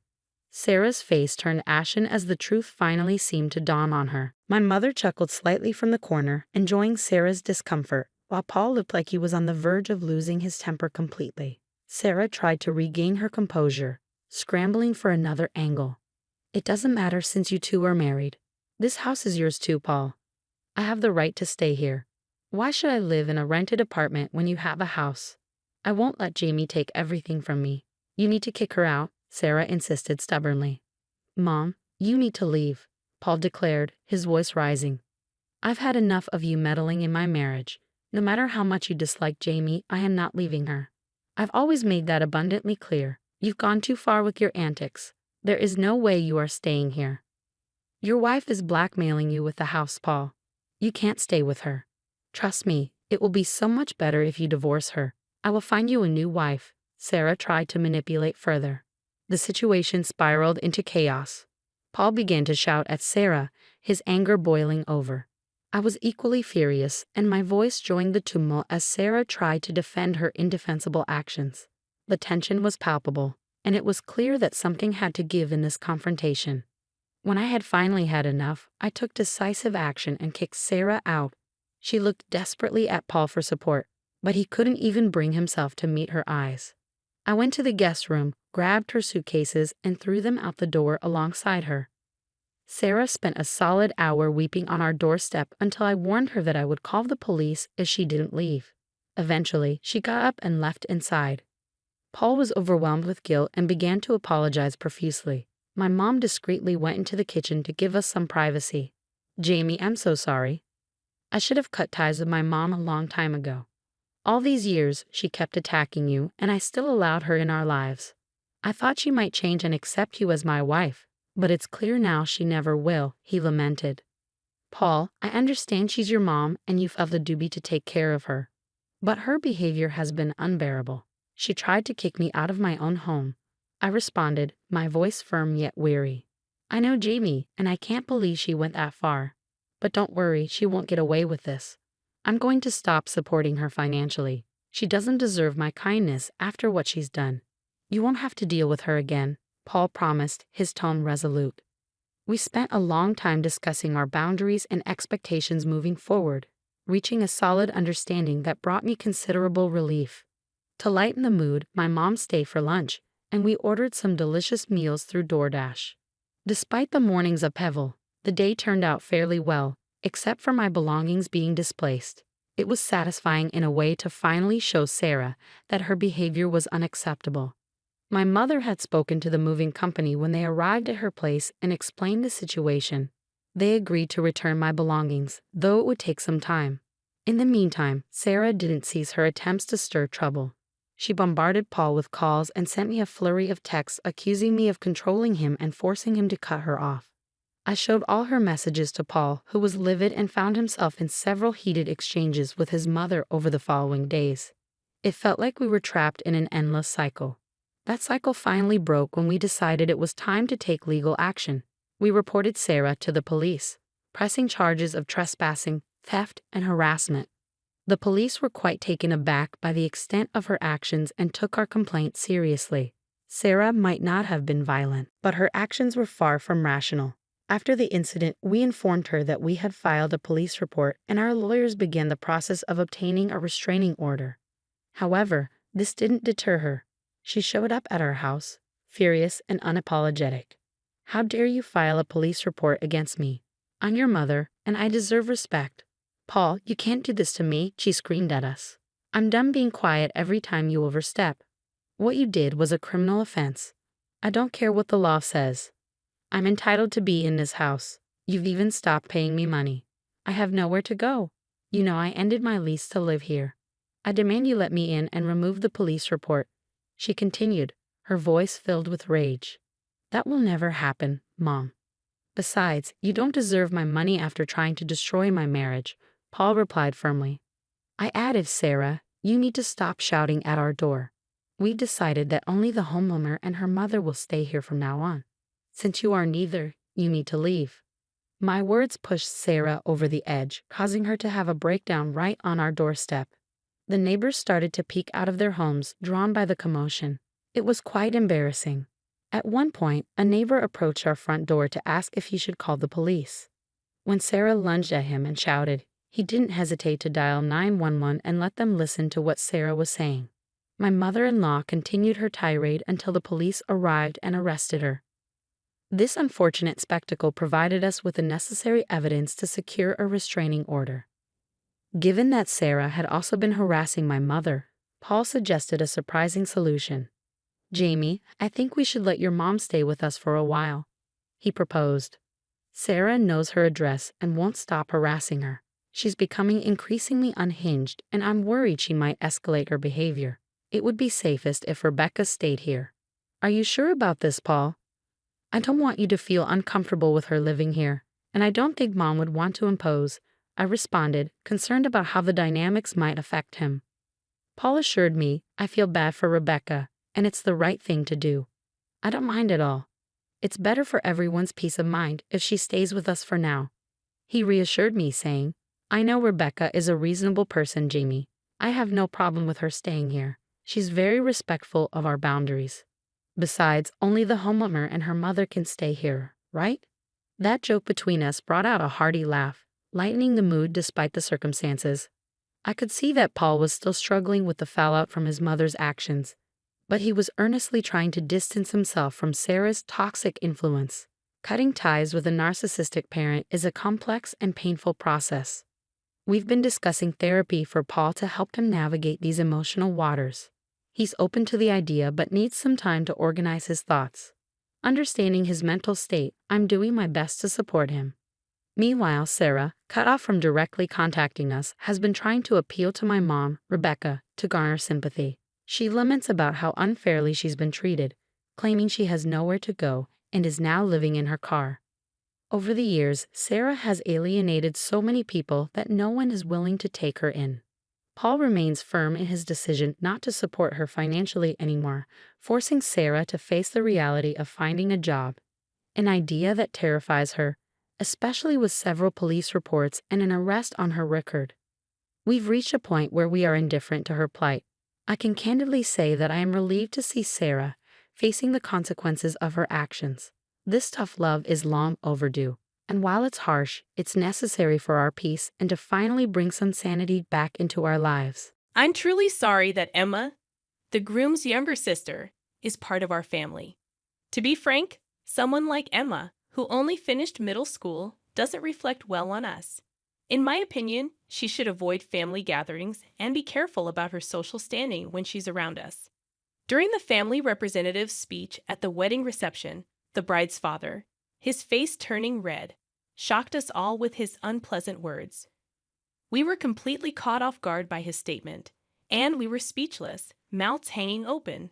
Suddenly, Nate the groom stood up and approached the bride's father with a gentle smile on his face. From our family's perspective, Nate's expression seemed to show anger. When my brother raised his arm towards the bride's father, I quickly stood up to intervene. My name is Emma Brown, and I work at a well-known construction company in the area. Initially, it was tough for me to fit into the mostly male environment, but over time, I've developed good working relationships with the carpenters there. The foreman is still strict and intimidating, but I respect him because he's passionate about passing on his skills to younger workers. After everyone left the construction site, I took a moment to relax and reflect on recent events. Then, I got back to work, silently drawing up blueprints for the next task.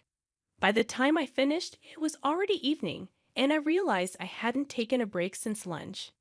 My stomach growled loudly, reminding me to eat. After reviewing the blueprints one last time and giving them my approval, I began tidying up to head back to the apartment provided by the company. That's when I noticed sandwiches on the desk in the rest area, along with a note from the foreman encouraging me to eat. It warmed my heart, and I couldn't help but smile as I gratefully accepted the sandwiches. After securing the premises, I returned to the apartment, and suddenly my smartphone rang. Thinking it might be someone else, I glanced at the screen and was surprised to see my brother's name. We hadn't spoken in years. Unlike me, he's always been exceptionally talented. Despite being a bit laid back at times, he dedicated himself to his studies, graduated from medical school, and now works as a surgeon at the largest hospital in our hometown. Feeling a bit nervous, I placed the sandwiches on the desk and took a deep breath before answering. When I heard my brother's voice, saying he was glad I picked up, my nerves heightened. In a trembling voice, I asked what was going on all of a sudden. He explained, somewhat embarrassed, that he decided to marry his current partner. He knew I might be busy, but he really wanted me at the wedding. We hadn't seen each other in so long, and he'd been thinking about it. It seemed like a good opportunity. He asked what I thought. In a slightly nervous tone, I replied, "Of course." He smiled with great joy, warming my heart. After briefly catching up on our lives, we reluctantly hung up the phone, suppressing the feeling of nostalgia. I don't know much about his partner, but I assume he's already introduced them to our parents. I'll probably have a conversation with them about it before the wedding day. As I idly pondered these thoughts, I couldn't help but feel happy. I decided to warm up the sandwiches the foreman had given me in the microwave and enjoyed my meal. They seemed to taste even better than usual that day. A while later, I received the wedding invitation from my brother. Once the date was confirmed, I talked to the foreman about taking some time off. After a brief pause, he gave me his consent. Relieved by his response, he chuckled and mentioned a condition. There was a request for me to take on the role of a guest lecturer for just 3 days at a specialized construction school run by an acquaintance. I hesitated about my ability to handle the task, but the foreman reassured me. His words gave me determination, and I nodded firmly. As promised, I arrived at the address provided by the foreman. On the designated day and time, I stood in front of a stunning building, surprised to find out it was the entire campus of the specialized construction school. With awe, I entered the building and nervously spoke to the receptionist. They directed me to a preparation room set up for guest lecturers, where I was reviewing my lecture content when there was a knock on the door. A man entered, and I greeted him with a puzzled expression, introducing myself as Emma from the construction company. He stared at me, seeming to assess me, then let out a deep sigh. He remarked that even though it's a prestigious specialized school, it's difficult for him to share his skills easily. We discussed the importance of tradition, yet he expressed disbelief at the idea of allowing a woman in. Despite his words, he urged me to do my best this time. Frustrated by his dismissive comments about women, I met his intense stare and spoke up. Emphasizing that gender doesn't determine success in any industry, I asserted that good work is achieved when individual personalities come together, and making such dismissive comments about women only hinders progress. Working in a specialized construction school with such rigid prejudices is unacceptable. This perpetuates the stagnant state of our world. Please, let's not burden the young minds about to enter the architectural world with these outdated biases. Furthermore, I won't approach this as a casual 3-day task. I promise to make those days meaningful for the students. Upon hearing my determination, the man let out a frustrated sigh, seemingly annoyed by confident women who succeeded in male-dominated fields. He walked away, but I stared after him, resolved to deliver a lecture that would inspire the students. With burning passion, I stepped into the classroom and successfully completed my 3-day stint as a guest lecturer. I left the specialized school with warm farewells from the students I connected with. Returning to the construction company, I informed the foreman about the lectures I delivered and the disrespectful remarks made by the person in charge on the first day. After hearing my story, the foreman simply acknowledged the situation. There were no specific criticisms, which relieved me. Filled with joy, I skipped back to my apartment, eagerly awaiting my brother's wedding day, according to my parents who had gathered at a hotel near the venue. My brother's fiancée was named Amy White, a nurse at the same hospital as him. She not only cared for patients but also assisted doctors in the operating room. As I made my way to the dressing room at the wedding venue, I found the dress my mother had prepared. Seeing it, I burst into laughter.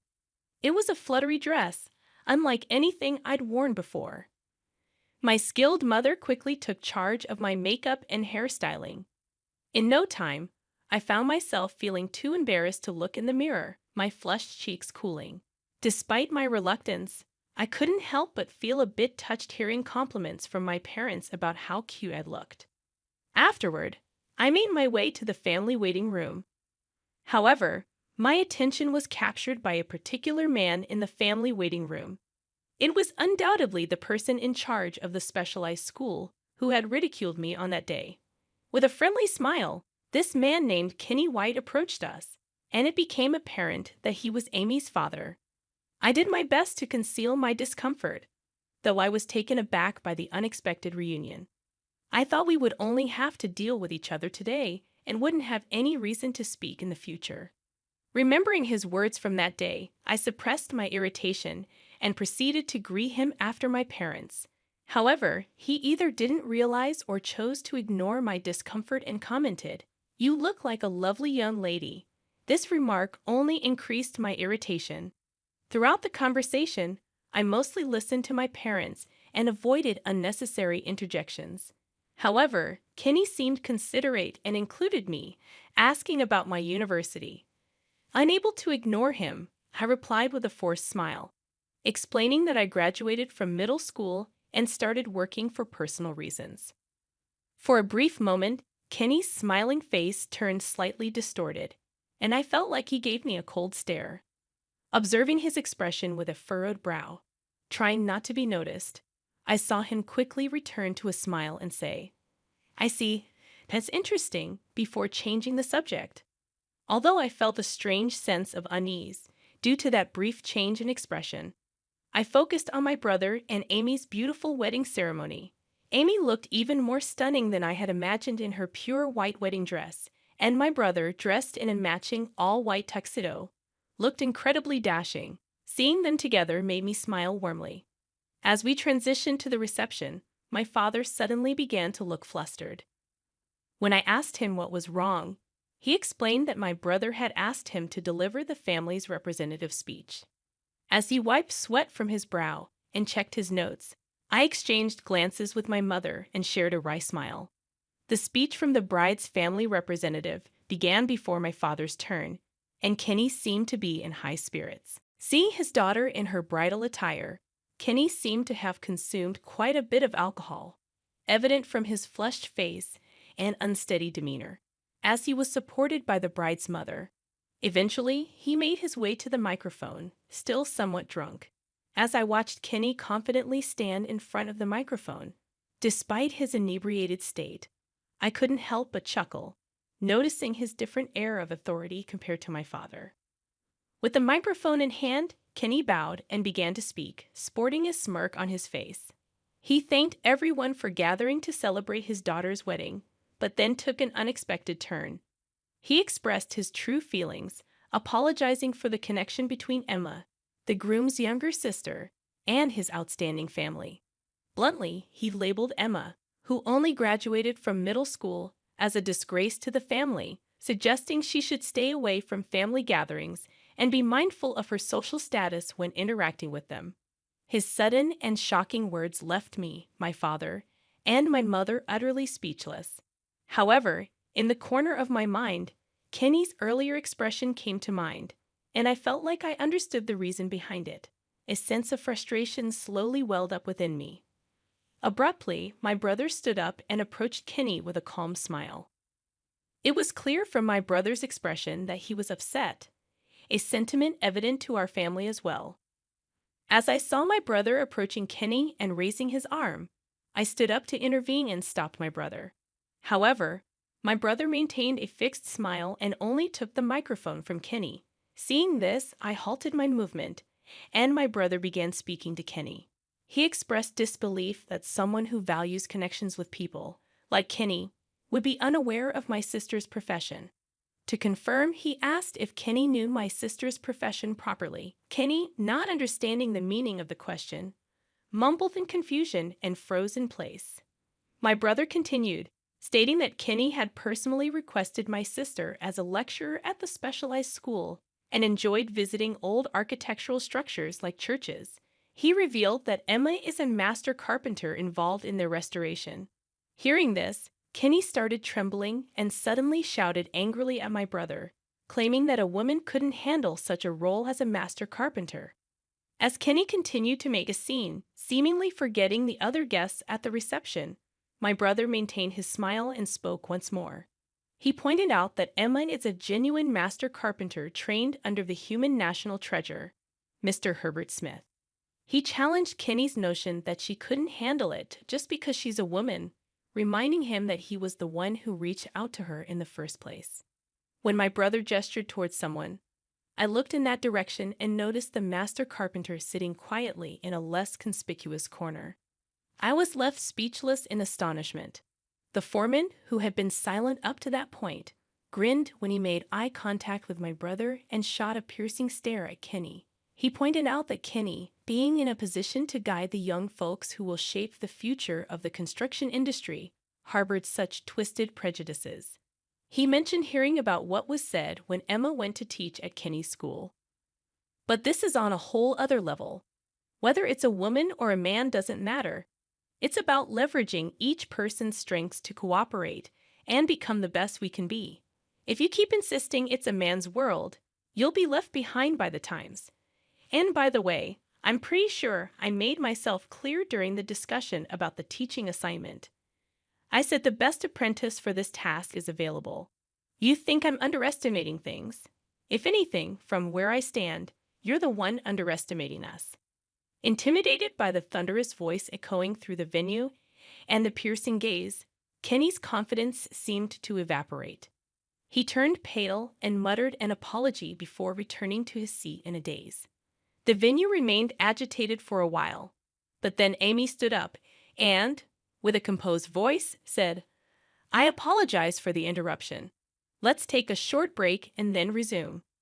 With a pale face, just like the stunned Kenny, I glared at his wife, who was frantically calling out to him. She, as if influenced by that gaze, slowly led Kenny out of the venue. When the reception resumed, Amy's parents were no longer present, but she had a refreshed expression, which gradually lifted the atmosphere. In the end, we were able to close it with smiles. Afterward, as the foreman was about to leave the venue, I stopped him and asked about the situation. He explained that despite being asked several times and having a brief conversation, Kenny had knelt and requested him to attend his daughter's wedding, so he reluctantly agreed to participate. When I murmured that it would have been nice if he had told me we were attending the same wedding, he scratched his head with a reluctant look and said, "I didn't think there was any need to say it. Anyway, that guy probably just wanted to somehow establish a connection with me." Even though it happened by chance, the fact that he helped me remains unchanged, so I lowered my head and said thank you. The foreman replied with a wry smile. I'd always tried not to treat people differently just because they're women, but when he said something like that, before he could finish, my older brother arrived and also lowered his head to the foreman, thanking him for responding to the sudden act. The foreman replied, "She is my top disciple, so being silent when someone goes that far is just unreasonable," patting my head. Vaguely remembering the past, I felt the size and warmth of his hand. I was captivated by the work of a carpenter when I was in elementary school. Whenever I had unpleasant experiences at home or school and needed to calm my feelings, I used to visit an old church. It was during one of those visits that I happened to come across the foremen who were repairing that church, and that's how it all began. I watched their work in a place where I wouldn't be in the way, and was completely captivated by their beautiful craftsmanship. From then on, I started researching the history of old buildings like churches and visited them in person. As I grew up, I sought out books about carpentry techniques and devoured them. I was completely enthralled by it all. And when I became a middle school student, I made a certain decision. The decision was that once I graduated from middle school, I would become an apprentice to a master carpenter specializing in old-style construction and learn the craft to become a top-notch carpenter myself. Naturally, my father strongly objected. He said it would be difficult for a woman and that there were more suitable places for a woman to work. He shook his head and refused to agree. But I couldn't give up. Day after day, I continued to persuade my parents. One day, seeing me in that state, my mother came into my room. I had been defeated by my father's arguments, lying face down on my bed. Sitting at the edge of the bed, my mother gently stroked my head and said, "I understand that becoming a carpenter is a challenging path, and I think I'm saying this because you know it. I won't oppose it, but you'll have to show your determination to your father." After thinking it over for a while, I felt that this was the only path for me. So I visited the construction company and lowered my head to the foreman, who had already been recognized as a living national treasure at that time. I asked him to take me as his apprentice. At first, I was turned away from a place where women weren't traditionally allowed to enter. However, I kept going for several months. Even if I couldn't get inside the shop, I continued to wait for the foreman to come out and kept bowing my head. Then, during the winter of my second year in middle school, after numerous attempts at pleading, the foreman finally burst into laughter. He walked towards me, surprising me, and said, "I'm going to visit your parents right now." On the day when the foreman actually came to our house, my parents were bewildered. But the foreman bowed deeply in front of them and said, "This young woman will surely become a top-notch carpenter someday. I can see a burning passion in her eyes. Please believe in me and entrust your daughter to me." Saying so, the foreman looked at me with a kind gaze and gently placed his hand on my head. Even though my father still seemed reluctant, my mother, with tears welling up in her eyes, said, "Please take care of her." Seeing this, my father also lowered his head towards the foreman, holding back tears. And my older brother, who had witnessed many arguments between me and my father, looked at us with an indescribable expression. It's a memory that I still vividly recall to this day. While I was determined to take the first step towards my dream, the days that followed were by no means filled with only enjoyable moments. After graduating from middle school, and with my parents' permission, I moved into the apartment provided by the construction company and began learning the job. However, at first, I was often assigned to site cleanup, which was extremely physically demanding, and I struggled to keep up with my senior colleagues. Every time the work was delayed because of me, there were many instances where my senior colleagues got angry, saying things like, "This is what happens with women," or "Don't come here with half-hearted determination." Nevertheless, I didn't let it discourage me. I continued to watch and learn from the foreman and my senior colleagues' techniques, occasionally receiving guidance from the foreman himself. Before I knew it, I had grown to the point where I was entrusted with tasks alongside my senior colleagues. They began to acknowledge my skills more and started to smile and interact with me more. Finally, I started to find enjoyment in my work. I had thought that it would take much longer to earn the foreman's recognition, but just a while ago, he clearly stated that I am his top disciple. I was so happy and grinning, but then he reminded me not to get too carried away, saying there's still a lot to learn. It felt like the usual foreman had returned, and I couldn't help but straighten my posture. Watching the exchange between me and the foreman, my older brother chuckled and looked at me straight in the eye. "Emma, there's something I've wanted to say for a long time. Seeing you face your dream of becoming a carpenter head-on and working hard to make it a reality, well, it made me realize that I could do more. It inspired me to strive for the highest I could reach in my own studies, which led me to become a doctor and help many people. I believe that if I hadn't witnessed your determination that day, I would have lived a much less fulfilling life. So thank you truly." As he said this, I tightly squeezed my brother's outstretched hand while trying to hold back tears. It felt like a warm sensation was flowing into my heart, and both our parents and the foreman were watching us, brother and sister, with kind eyes. In the end, after that incident with Kenny and the fear of upsetting the living National Treasure foreman, Kenny experienced his first setback. Having never faced failure before, having graduated from a prestigious university, he struggled to bounce back from it, and eventually, he decided to step down from his position as chairman of an educational institution, passing it on to his successor. Amy shared this with me when she came to apologize to me again. She was apparently fed up with her father, who was obsessed with academic achievements, and her mother, who accommodated that mindset. So when I saw Amy laugh confidently and declare that she was cutting ties with them, I couldn't help but exchange a knowing smile with my brother, both of us chuckling. I continued to learn the craftsmanship of a carpenter under the foreman while working harmoniously with my senior colleagues. In reality, I'd taken on another job. It's a job that the school formally requested after receiving requests from students who had previously taken special lectures. I teach carpentry techniques at a construction-focused vocational school twice a week. Both jobs are fulfilling, and I am currently leading a very satisfying life. One day, when I reported about my work at the vocational school, The foreman suddenly burst into laughter with a joyful expression on his face. If I hadn't met you, I probably wouldn't have allowed women on the construction site even now. And I never even thought about passing on my skills to people with such different aspirations like this. You're the one who changed me.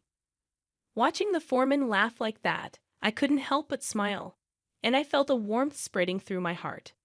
I thought to myself that it was a good decision to work here. My mom's friend always seems to find an excuse not to pay for the meals she invites me to.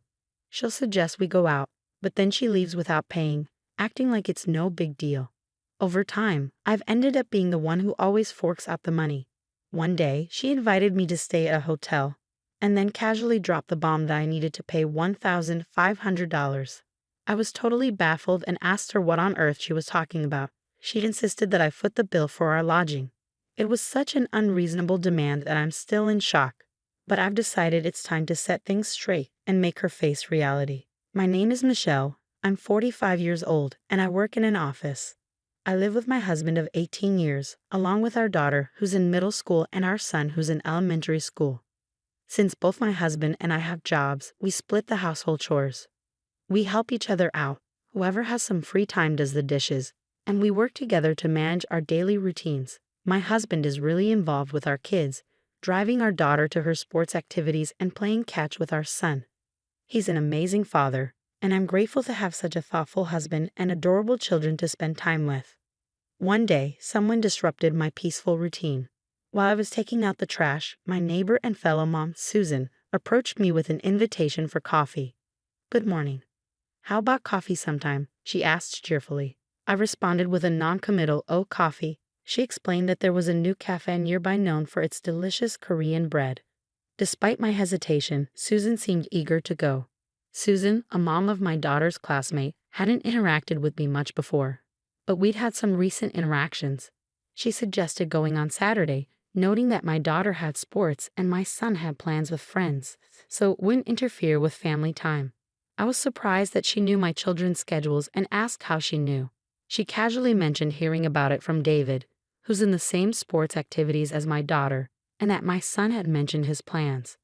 Feeling somewhat cornered by Susan's good mood and her knowledge of my kids' schedules, I reluctantly agreed to Saturday. She left after setting the date and meeting place, and I found myself committed to going to the cafe. When Saturday arrived, I wasn't feeling great after working overtime, but we had plans to meet at the station. Susan was nowhere to be seen even 10 minutes later, but then I spotted her waving from a distance, looking cheerful. "Oh, it's a bit chilly today," she remarked, without offering any apology for being late. She chatted all the way from the station to the cafe.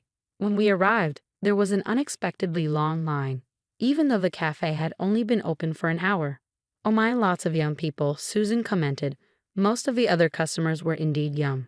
I suggested going to another place because of the long wait, but Susan stubbornly refused, saying, "No, I want to try this bread." We waited in line for an hour before finally being seated. Guided by the staff, I felt tired. "Michelle, you should have gotten the drinks ready," Susan said, holding back my frustration. I smiled and apologized. Sorry for not being more thoughtful. The bread at the cafe that Susan had strongly recommended turned out to be delicious, and I felt very satisfied. I even thought about coming back with my family next time. As we were getting ready to leave, Susan suddenly excused herself, saying she needed to use the restroom, and hurried off. After waiting for another 5 minutes and feeling the stares of people in the waiting line, I decided to pay the bill. Another 10 minutes passed before Susan finally emerged from the shop, apologizing for keeping me waiting and mentioning that her stomach had been hurting a little. I asked about her condition, and she assured me she was fine now, walking ahead of me. Just as I started to speak, Susan cut me off, asking if I was thirsty and insisting that I pick something to drink. Despite my attempts to decline, she pushed me to choose, and I ended up picking some tea. "It's on me, enjoy your drink," she said, sounding smug. I thanked her, but I couldn't shake the feeling that she was trying to cover the cost of the coffee and bread. I didn't feel comfortable explicitly asking her to pay, as it seemed awkward. Normally, wouldn't you ask the person how much it was? Feeling a bit uneasy, we arrived at the station before I realized it. Susan quickly said she had something to do and headed home. Since then, every time I was invited for tea by Susan, She would conveniently ditch the bill. Not only that, but she seemed to be gathering information about my family's activities from other people. Meanwhile, she would leave her kids with her in-laws on weekends and go out with friends, rarely being at home. Lately, she had even started leaving her kids with us to go out drinking on weekday nights. She would check when we would be home, bringing her child over before dinner, casually saying, "Oh, is it near dinner time? Well then, please take care of my child too." The child seemed happy to eat with us, feeling like siblings, but it wasn't the same for us adults. One time, I asked if her husband was home, to which she replied that he was often on business trips, so he wasn't there at the moment. "Take care, okay," she said as she left. It seemed her husband's absence was frequent due to work. Hold on, I thought, at least pay for the food, please. Honestly, with 2 grown children, the cost of food could be quite a burden. It doesn't make much difference with just 2 more, Susan said before leaving, but any homemaker should understand that. A month had passed since we started living this way and the kids were on summer vacation. On the way home, Susan from the neighborhood invited us to go out with our families. What should we do? On his way home from work, my husband had been approached by Susan. Since Susan's husband would be home, she invited us to go out during the holiday. If it's with the family, it's probably fine. If her husband is there, it shouldn't be a problem, right? With some apprehension, I considered the situation. "I don't know, but the kids seem to be on board," my husband remarked. Apparently, he had already discussed it with them, and they were excited. "It depends on you and my schedule," he added. I was dumbfounded by Susan's strong-arm tactics and couldn't find the words to object. "If the kids are looking forward to it, we have no choice," I reluctantly agreed. I contacted Susan and we arranged the time and place. Finally, the day arrived. As we gathered, I couldn't help but notice Susan's husband was missing. Unfortunately, he had to leave on a sudden business trip. It seems Susan's family wouldn't be joining us, just her and her 2 children. We decided to follow behind in separate cars. Arriving at the rental campground with fully equipped facilities, including cottages, we prepared for an overnight stay. While setting up the barbecue, the kids were already playing. Once everything was ready, we started grilling the meat. We had reserved food for 10, expecting Susan's family to join. Since her husband wasn't there, we had 3 extra servings. I worried we might have too much.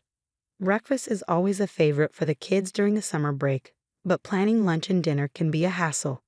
We chatted casually while Susan just sat there. "That's why today we're just grilling meat, easy peasy," I remarked as my husband and I busily prepared and grilled the meat. As Susan sits there with a cool expression on her face, she comments, "We have to watch the kids properly after all." But she only observes them from afar. When I call the children to eat the grilled meat, she reaches out and takes it, exclaiming, "Wow, that looks delicious." My children and I are surprised, and Susan suddenly realizes her mistake, saying, "Oh, is this for the children? I was thinking of giving it to them first, but it's fine since we're grilling more." The children look disappointed, but Susan just laughs it off, saying, "You better eat quickly or I'll eat it all up." My husband and the kids are taken aback by her behavior. Susan proceeds to eat even more meat than the growing children. We had planned 1 lamb chop per person, but she has already had 4 and is reaching for more. "Susan, you've reserved only 1 lamb chop per person. You've already eaten 2 extra ones for yourself and your husband, so please eat something else," I tell her, hoping she'll understand. It might seem like a trivial matter, but there's no substitute food because it's by reservation. "What? There are restrictions on what I can eat? That's stingy," Susan complained. I replied, "Didn't you check when you made the reservation?" She should have known exactly what and how much was available since we decided on it together during planning, and we talked about ordering more because we have growing children. Susan insisted, "I don't eat much, I have a small appetite. Just think of me as not there, and 1 extra portion should be fine with my children who eat well and the men around." I thought it would be safe to order for 10 people. We had 2 middle school children who could eat 2 portions each and 1 elementary school child who could eat 2 portions, so there shouldn't have been any problem with the amount. However, the meat was disappearing quickly. "Mom, I want to eat that meat," my son said, reaching for it, only to have Susan snatch it and eat it quickly. I was angry, but my usually mild-mannered husband was starting to show his irritation as well. The reason we couldn't strongly object was that Susan's children were also there. "Mom, don't act like a child," said Susan's daughter. "What are you talking about? Camping is all about survival, and survival means fighting over meat. The children seemed dumbfounded by Susan's childish behavior. Afterward, we finished the barbecue, played outside for a while, and then decided to take a break. The cottages were separate, so we could get away from Susan and catch our breath. It was supposed to be fun, but the tension was palpable. My husband looked tired, and I agreed, suggesting we eat breakfast and head home early the next day. We spent the rest of the time relaxing with the family and greeted the morning. "Good morning." Susan came out of her cottage cheerfully. "You're lively this morning," I replied. "Of course, I ate a lot and relaxed." "I had a great time," she said. For breakfast, we ate the provided sandwiches, played a little more, and then started preparing to leave. During the final payment, Susan was nowhere to be found. "Susan's not here," I told my husband, and we looked around, but her children were also missing. "Hey, where's Susan and her kids?" I asked the children if they had seen her, and they said they were going to the restroom. As we waited for Susan to return and settle the payment, I asked the cashier to wait a little longer. After waiting for another 10 minutes, Susan still hadn't returned. "Isn't this taking too long?" my husband asked, looking concerned. I decided to check the restroom, but Susan and her children were nowhere to be found. Furthermore, her car, which should have been parked nearby, was gone too. I couldn't believe it. I felt a surge of anger building up inside me. How could she invite us and then run away without paying? It was infuriating. The total cost of the camping equipment, cottage accommodation, drinks, meat, and everything else came close to $900. Susan had confirmed the approximate amount at the time of reservation, and she had been the one who chose the place. She had rejected all the places I suggested and insisted that this particular place was perfect. Choosing a location that only allowed on-site payment now seemed like a premeditated act. We decided to head straight to Susan's house. "Susan, please open up." I rang the doorbell several times until Susan reluctantly opened the door. "Susan, why did you leave without saying anything?" I questioned, feeling frustrated. "Huh? Didn't I say I was leaving?" She pretended not to know. "Susan, you have to pay on the spot. Hand over the money," I told her, a bit forcefully. "Oh, I forgot, but I don't have any money right now," Susan replied, appearing indifferent to the situation. "We confirmed the amount in advance, didn't we?" "You were the one who set the budget, Susan." I finally spoke up, unable to keep quiet any longer. Susan kept insisting she had no money, so I asked her what was going on. "I bought something I wanted before the camping trip. Look," she said, laughing and showing off her recent purchase. "So you didn't have any money during the camping trip?" I asked, getting irritated. But Susan continued to laugh without feeling sorry at all. "Yeah, I didn't have it when I reserved, so what?" she replied casually. I was fed up with Susan, who seemed to have planned this from the beginning. "You planned this from the beginning," I accused her. "Well, thanks to me inviting you, we had a great time. It's a win-win situation, isn't it?" Susan retorted, showing no remorse. I confirmed one last time. "So you have no intention of paying?" Susan brushed off my persistence, saying, "It's embarrassing how persistent you are. I told you I don't have the money. When I get it, I'll pay you back. Or are you trying to squeeze money out of someone who doesn't have any?" With no shame and an unapologetic attitude, Susan laughed, and I reached my breaking point. "I see, understood," I said, deciding to go home without saying anything more. I discussed the situation with my husband, and time passed. Susan suggested going to a tasty restaurant nearby, acting as if the past incident never happened. "I'm sorry, I'm busy, so I'll have to pass," I replied, turning down Susan's invitations for the past few months, losing patience. Susan approached me with an angry look, asking, "Hey, are you avoiding me? You're still holding a grudge over the camping thing. A few hundred or a few $1,000s, so what? I can't believe you'd avoid someone over that, even if it were several tens of thousands." Susan ranted, infuriated and talking fast. "That's so, Susan. Let's go to an inn next time," I suggested, trying to diffuse the tension. "Huh? Oh sure, you planned it. In that case, I'll have to coordinate with my family," Susan replied, becoming cheerful. I told her my husband had given me some alone time and was thinking of going on a 2-night trip. When she asked if my husband would mind taking care of the kids, I declined, saying he was busy. To the hesitant Susan, I said, "I plan to stay for 2 nights from Friday. If it's difficult, I'll go alone." Susan suggested leaving her kids with her husband's parents and joining me on the trip. When I showed Susan the exterior of the inn, she became even more delighted. I'll book 2 rooms. There seems to be a spot in all, I informed her. Excitedly, Susan started looking up various things on her own. How about I invite my friends too, she suggested, so I agreed to make all the reservations at once. A month later, the day of the inn reservation arrived. Susan and her friends were at my house, looking puzzled at me. Aren't you going to drive us? Susan asked. Sorry, I have to stop by my in-laws, so let's go separately, I said. Susan reluctantly agreed, and we headed to the inn in different cars. Wow, I can't believe we're staying at such a lovely inn, Michelle. Thank you, everyone exclaimed, amazed at the magnificence of the inn. Let's enjoy our free time then, I suggested. Susan and her friends seemed to be having a great time, seemingly forgetting about me. The first day was filled with eating, bathing, and sleeping. After the bath, I ran into Susan and her friends having a huddled conversation. Hey Susan, are you sure about staying at such an expensive inn? Can you afford it? One of Susan's friends asked. Yes, it's all on me, Susan boasted. Amazing. It's over $1,000 per person per night. So generous. Another friend exclaimed. In that case, I'll turn off notifications for texts and calls and spend time in his dream world until we leave the hotel, Susan declared. Susan said she would pay for her 5 friends lodging in full, and everyone was getting excited. The morning of the second day, they went to the spa for massages and were able to spend meaningful time healing their everyday fatigue. I tried texting Susan, but she didn't read or reply to my messages. Even by nightfall, there was no response. Hello, Michelle, it's morning already. Cheerful Susan called out. Yes, that's right, I replied, wondering why I was stating the obvious. You overslept, so it's your fault, right? We're going home first, so pay $155,000, Susan said, catching me off guard. Huh? Overslept? $155,000? What are you talking about?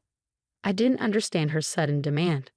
The last one always pays, right? Susan insisted. Yeah, I'm already home though. Didn't you see my text? I had informed Susan via text that I was going home. Oh, I wouldn't be looking at my phone in such a fabulous, unreal place, Susan explained. I clarified the situation, telling her I went home on a second night because my mother-in-law wasn't feeling well. Originally, I was only going to pick up the children and husband, who were out playing, but I decided to leave early. Why didn't you say something? Susan was angry. I explained that my husband contacted me late, so I texted her. She then asked, "What about the bill?" Thinking she was mad about me going home without paying my share, I reassured her, saying, "Don't worry, I've already paid." "Oh right, that's fine then. We just have to return the keys at the front desk and go home," Susan said, her tone returning to calm. "Well, yes, since it's on-site payment, please stop by the front desk. My part has been properly deducted. If the front desk handled everything properly, there shouldn't be a problem," I explained. "You didn't pay, right?" Susan asked again. "Yes, I paid my part before I left, so it's okay," I replied, hoping to clear up any misunderstanding. However, Susan's next words made me uneasy. "What about our part?" With this question, I was sure that Susan intended to make me pay. "Please pay for yourselves," I heard. After the bath, I reminded Susan, "You were going to pay for your friends, right?" "Oh, well, Susan stammered. "You were amazing. Honestly, I thought you were the worst kind of person for always disappearing when it's time to pay. So you really were going to pay back the money for the camp later." "I misunderstood you, Susan. I'm sorry," I joked, trying to ease the tension. "Wait a minute." I cut off Susan's protest and continued, "Tell me all about your wonderful time when you get back. See you later," and I hung up the phone. When I got home, my worried husband asked, "Are you okay?" But I smiled and said, "Yeah, I'm fine." Later, Susan, who had invited her friends by saying she would pay, somehow managed to settle the bill using multiple credit cards. When Susan returned, her complexion was very bad, unlike the last time I saw her at the inn. I never intended to pay, she screamed as she went home. According to what the children heard from Susan's children, her husband, who had returned from a business trip, scolded her terribly. "You have to earn and pay that large amount of $155,000 yourself," he said. Susan seemed to have started working part-time. For someone who had been leading a sloppy life, leaving housework and childcare to others. It must be a very tough time. She seems to be working so hard that she has no time to rest, both physically and mentally. I no longer receive invitations to play from Susan, nor do I have to look after her children. I've been able to regain a peaceful daily life. On holidays, I can spend time leisurely with my family, and I'm very happy. My name is Mia Yates. I'm 23 years old, and I work from home. I have an older brother who's 5 years older than me, and he's currently engaged to Natalie, who's 26. Natalie's quite different from me. She's outgoing and easily makes friends, while I'm not so great at socializing. Natalie's become close to our parents and often visits us without giving a heads up. Today was no exception. When she arrived, my mom welcomed her warmly. Natalie walked in, greeted my mom, and then noticed me with a puzzled expression. "You're still at home, Maya," she said without even saying hello. "I'm working from home," I replied. "Enough with that. You need to get a job," she retorted. I couldn't argue, so I just went back to my workspace. My room is like my sanctuary. It's soundproof, and I designed it myself, paying for all the modifications. I keep it locked, not letting anyone in. To enter, you have to unlock the soundproof door and then open another door inside. Feeling frustrated, I vented in my room, shouting until I felt better. Around lunchtime, the light bulb in my room blinked, signaling it's time to eat.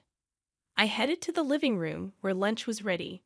My mom suggested we eat together, so I sat down, but Natalie looked displeased.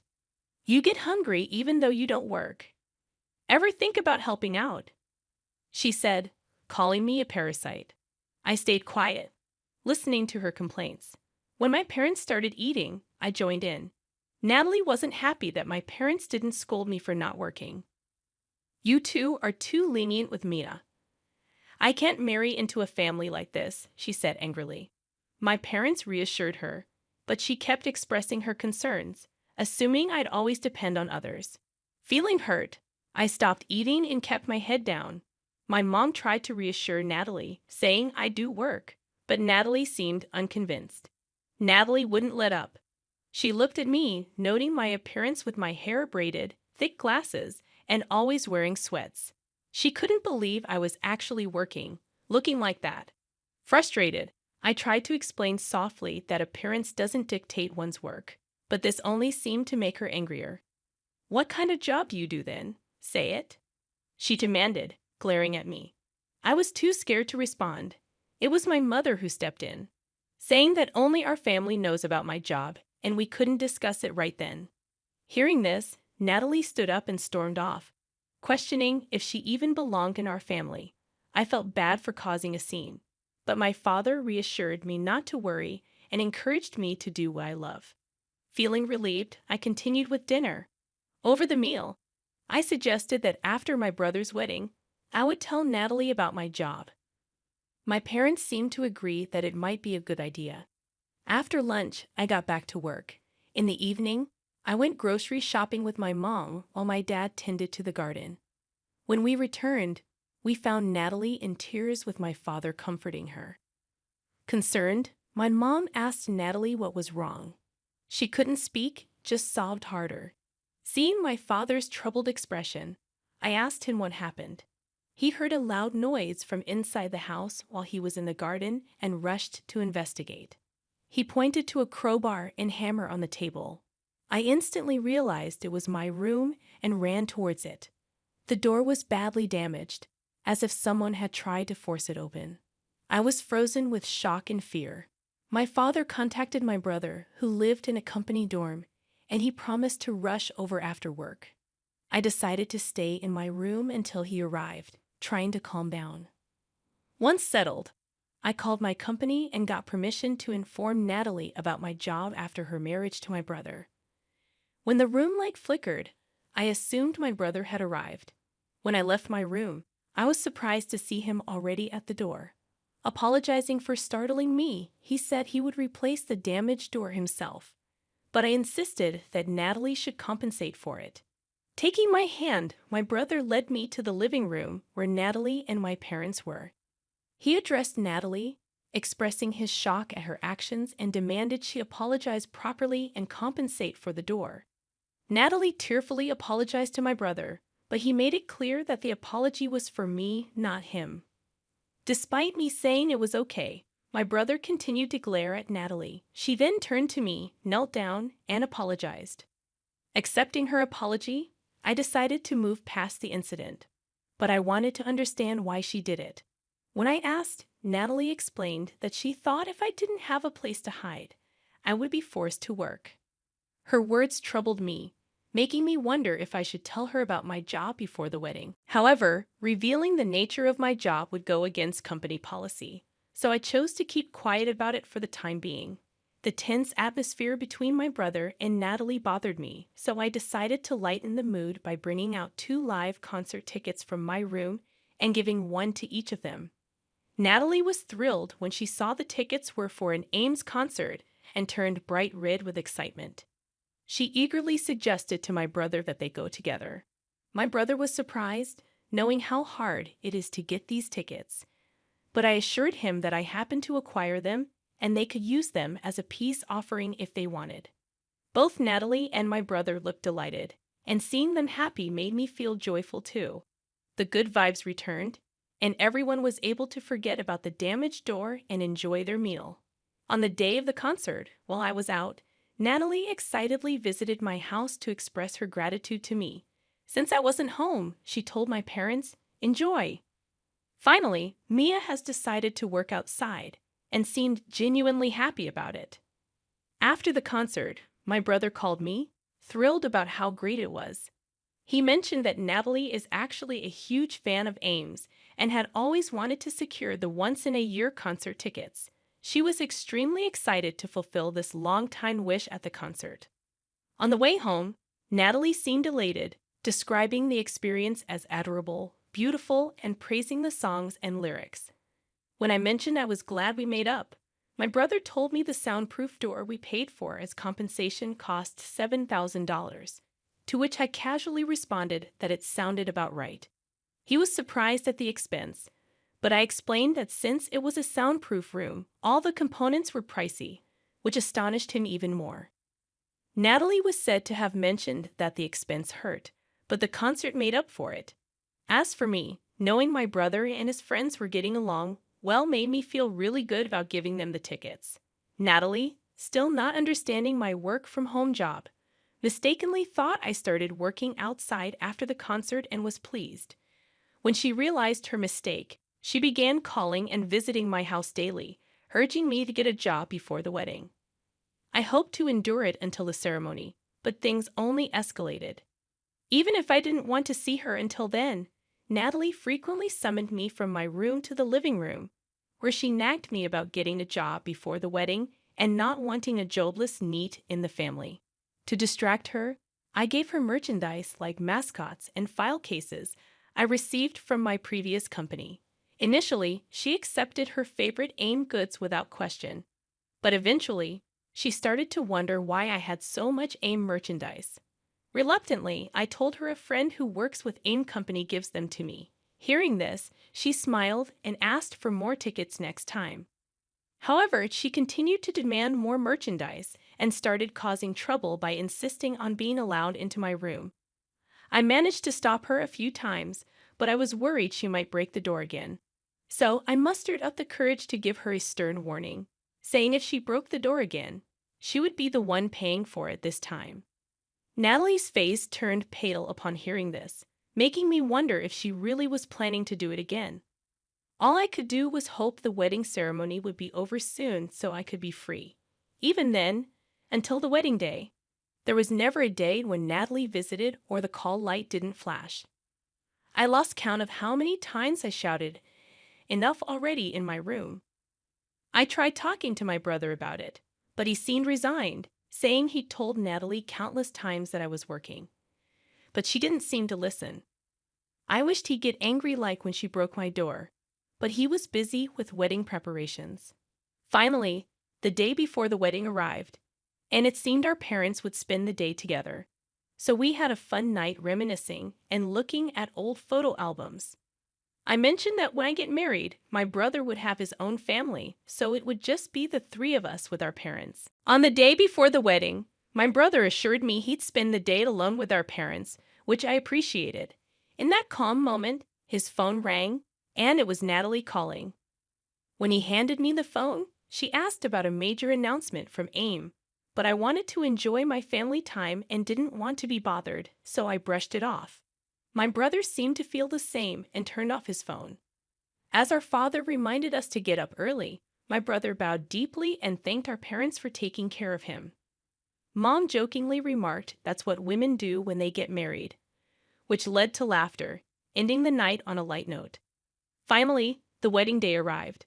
I informed my family that I'd be a little late in the morning, and they went ahead to the venue. When I arrived later, I went to the waiting room to congratulate Natalie. However, instead of the beautiful bride, I was met with a hostile demeanor. She accused me of ignoring her call about the AIM announcement and demanded to know why I hadn't gotten a job despite her repeated requests. She made it clear she didn't want people to think I was part of the family. When I tried to explain, she shut me down, insisting I leave.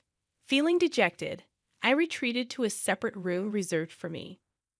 There, I had my makeup and hair done by professionals and changed into the cocktail dress I'd bought for the wedding. Preparing for my brother's wedding, which I wouldn't be attending, was a bittersweet experience. Amidst the preparations, I received a call from my parents. I assured them that even though I wouldn't be physically present at the ceremony, I still intended to celebrate. As the wedding ceremony began without me, I decided to watch it on the venue's monitor to feel connected to the event. There was a moment when my brother looked around for me, and it nearly brought me to tears. However, I reminded myself that it was a day for celebration, not sorrow, and continued to watch and bless the occasion. After the entertainment segment, the female MC announced a special celebration video for the newlyweds. As the room darkened, a video started playing on the monitor. The image on the screen was of AIM, whom Natalie adored, delivering a congratulatory message. In a surprising twist, AIM revealed that she was actually me, Nia, congratulating my brother and Natalie on their marriage. Natalie looked stunned, and my brother seemed to realize the truth. I apologized for not disclosing my identity earlier and explained that I was leaving for overseas work, likely never to see them again. I urged Natalie to pretend we weren't family, ending my message with well wishes for their happiness. As the lights came back on, all eyes were on Natalie, who looked visibly shaken. Later, my brother informed me that after we left, Natalie broke down crying, regretting her actions. Apparently, she was now known as the bride who wasn't considered family by AIM, and my speech had gone viral on social media. I heard she couldn't even face her neighbors anymore due to the embarrassment. Hi, I'm Astrid, and I'm 34 years old. I spend my days taking care of our home and our 2 daughters. My husband, Ben, and I got married 7 years ago, and since then, we've built a family of 4. Our daughters, Maya and Millie, bring a lot of joy into our lives. Ben works hard and often gets home late, but he's a good provider for us, and I do my best to support him. Overall, our family life is pretty peaceful, but there's one big problem. My mother-in-law, Francine, she's what you might call a classic difficult mother-in-law. From the start of our marriage, she's made it clear she doesn't approve of me. She often criticizes my cooking, saying it needs more salt or broth. But I disagree. Adding more doesn't improve the taste, it just masks the flavor of the ingredients. But she didn't seem to care about my preferences at all. She'd add mayonnaise, sugar, salt, and whatever else she fancied into my dishes as if it were normal. If I cooked everything to her taste, it would be overpowering and I wouldn't enjoy it. This became a common occurrence whenever we visited my in-laws. From the very start of our marriage, she'd pester me about getting pregnant, almost like a broken record. Are you pregnant yet? When will I have a grandchild? She stopped asking after our first daughter was born, but after our second child, she started up again, this time with something even worse. She'd say things like, "Still no boy. When are you going to have your 3rd child? If you don't give birth to a boy, you're worthless as my eldest son's wife. You're a useless wife if you can't give me a grandson. It was relentless and hurtful. I had finally reached my breaking point with Francine's hurtful comments. No matter what she said, she always ended it with, "If you don't give birth to a boy, your existence is just pointless." It was infuriating. I mean, how pathetic can you be to judge someone's worth based on the gender of their children? I have two wonderful daughters, and there's absolutely nothing wrong with that. I couldn't understand why Francine would say such terrible things to me. In what kind of backward thinking does she live, insisting that a baby had to be a boy? Children are precious regardless of their gender. These thoughts kept gnawing at me until I couldn't take it anymore. I finally opened up to my husband about the bullying. "I don't want to go to your parents' house anymore," I told him. To my relief, he understood. "Okay, you don't have to visit them anymore," he said. "But you should show up at least on Thanksgiving and New Year's." I agreed, though I really dreaded seeing Francine on those occasions. But as the eldest son, my husband felt obligated to attend, and I didn't want to make things harder for him. With this arrangement, I managed to minimize my interactions with my in-laws as much as possible. After some time, my husband started coming home much later than usual. Normally, he'd be back around 8 p.m. due to his work commitments, but recently it's been closer to 10 p.m. He claims it's because of overtime and work-related socializing. But I can't shake the feeling that something else might be going on. His late nights mean that my daughters hardly get to see him anymore. "Daddy's not coming home today either," they'd sadly remark. He says he's busy at work. It's heartbreaking to see them miss their father so much. That's why I finally decided to address the issue with my husband. One day, I mustered up the courage to ask my husband if he could come home early, even if just for a little while, because our daughters missed him dearly. But instead of understanding, he responded with irritation. "Who do you think I've been working this late for?" he snapped. "I'm not playing around. You've been too easy on yourself lately, haven't you? Even telling me about your issues with Mom." I was taken aback by his anger. All I wanted was for him to spend time with our daughters. Why did he have to react like this? Gradually, a divide started growing between us. Then, during Thanksgiving, I had to face Francine again, and she was as cruel as ever. Not only did she pick on me, but she also belittled her other daughter-in-laws, Lorna and Callie. She'd order us around, saying, "You all better get in the kitchen and start getting ready." And when she addressed my daughters, it was with dismissiveness, while showering her second son's son, Timmy, with praise. "Ha, Timmy, come over here." She'd say, "You're very important to me since you'll be our heir." It was clear discrimination. She treated Timmy as special because he was the grandson she wanted, while ignoring and marginalizing my daughters and the other daughter-in-laws. We formed a silent alliance, Lorna, Callie, and I, bonded by Francine's harassment. It's astonishing how Francine can switch her attitude so abruptly. I never imagined she presumed to decide that Timmy would be the heir without consulting me. It's beyond disrespectful. And you're right, it's not just Francine's behavior that's troubling. Our own husbands seem completely oblivious to the way their wives are being mistreated. They're off drinking and socializing while we're left to deal with the pressure from Francine. To make matters worse, Francine talks behind our backs to her relatives, spreading hurtful rumors and making outrageous comments like, "She really is a bad wife who can't get pregnant with a boy." It's appalling. Lorna, Callie, and I found solace in each other. We realized we were all going through similar struggles, and we leaned on each other for support. We promised to stand by one another, no matter what challenges came our way. As the months flew by, New Year's Day arrived, and Francine continued to boss us around, treating us like her servants. She'd rush us to bring out dishes and refill drinks promptly. Then she'd swoop in, holding my son, gushing about how adorable he was, and allowing all the relatives to hold him too. But things took a nasty turn when Francine, perhaps fueled by alcohol, started spewing hurtful comments loudly. "Why don't you leave your wife and get a new one then?" she exclaimed. Shockingly, my husband agreed, saying, "You're right, Mom. Maybe I don't need a wife like her." Their laughter echoed, joined by the other relatives, while we wives stood there in disbelief, feeling the weight of their cruelty. Then Francine went too far. She shoved divorce papers in my face, saying, "You should sign this already. I don't want you in this house anymore, and I don't want your granddaughters either. So you take them." It was a moment of utter betrayal and heartbreak. My husband stood there with a smirk on his face as Francine handed me the divorce papers.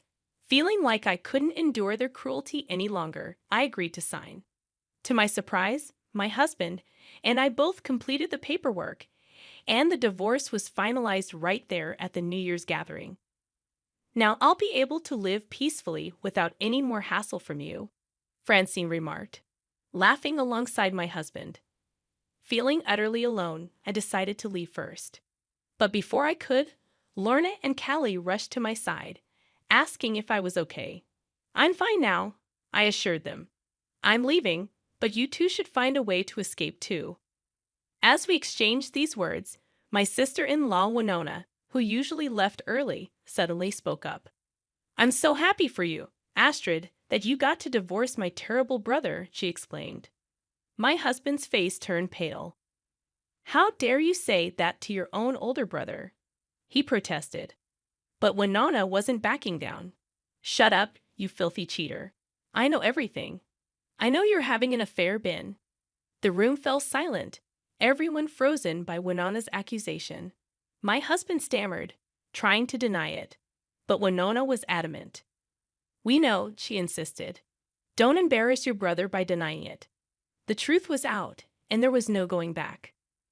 With a triumphant air, Winona presented incriminating photos of Ben with another woman to each relative's seat, shocking everyone in the room. "How did you even?" Ben stuttered, clearly caught off guard. "You're having an affair with a classmate of mine from high school," Winona revealed. "Another classmate saw you together and took these photos for me. Now you can't get away with this. With the divorce finalized, you must pay alimony and child support to Astrid, okay?" Ben vehemently denied it, but Winona's evidence was undeniable. Thanks to her unexpected intervention, I was granted a divorce, all because of Ben and his reckless actions. "Now is the time for you both to decide," Winona urged Lorna and Callie. "Even if Astrid gets divorced first like this, Mom will keep pressuring you both." Encouraged by Winona's courage, Lorna and Callie confronted their husbands. "I hate that our child was made hair without my consent," Lorna exclaimed. "And I hate that you agreed with your mother. I won't tolerate being controlled by her anymore. Let's get a divorce." "What divorce?" Callie's husband retorted. "If you don't like it, then cut ties with your family. If not, I'm taking Timmy with me, and you'll never see him again." Shocked by the ultimatum, Callie stood her ground. "I refuse to be bullied by your mother any longer. Either divorce me and stay with your family, or cut ties with them. You choose." The room fell silent, tension thick in the air as each couple faced an impossible decision. Amidst the unexpected chaos, the relatives hastily excused themselves, apologizing for the disturbance before swiftly departing. But Francine remained incensed by the upheaval. "What do you think you're both doing? I'll never allow you to get a divorce," she declared vehemently. "It's not up to you, Mom. It's their decision," then interjected firmly. Determined to break free from the toxic influence, I added, "And I'll cut ties with your family too. That's why I came here today." Feeling the weight of their wives' resolve, Lorna and Callie pressed their husbands to make a choice. Eventually, Ned and Steve, feeling the pressure, decided to sever ties with the family. Ned couldn't stand the thought of being separated from his son. But Steve made the difficult decision to cut ties with his family because he loved his wife deeply. In the end, Francine was left with only Ben, who was drowning in debt. I received a substantial amount of alimony from my ex-husband and his lover, who refused to marry him, citing her existing marriage. Ben's reputation suffered both personally and professionally, and he became a laughingstock with no chance of remarriage. As for Francine, the neighborhood gossip painted her as abandoned by her sons, a fate she seemingly brought upon herself. Seeing their downfall brought me immense satisfaction. I moved to the city, where my aunt offered me a job, and I started a new life there with my daughters. Winona, who also lived in the city, became a close confidant. We often met for drinks and arranged playdates for our children. For now, I decided to focus on work and providing for my daughters. Love can wait, but my daughters' well-being cannot.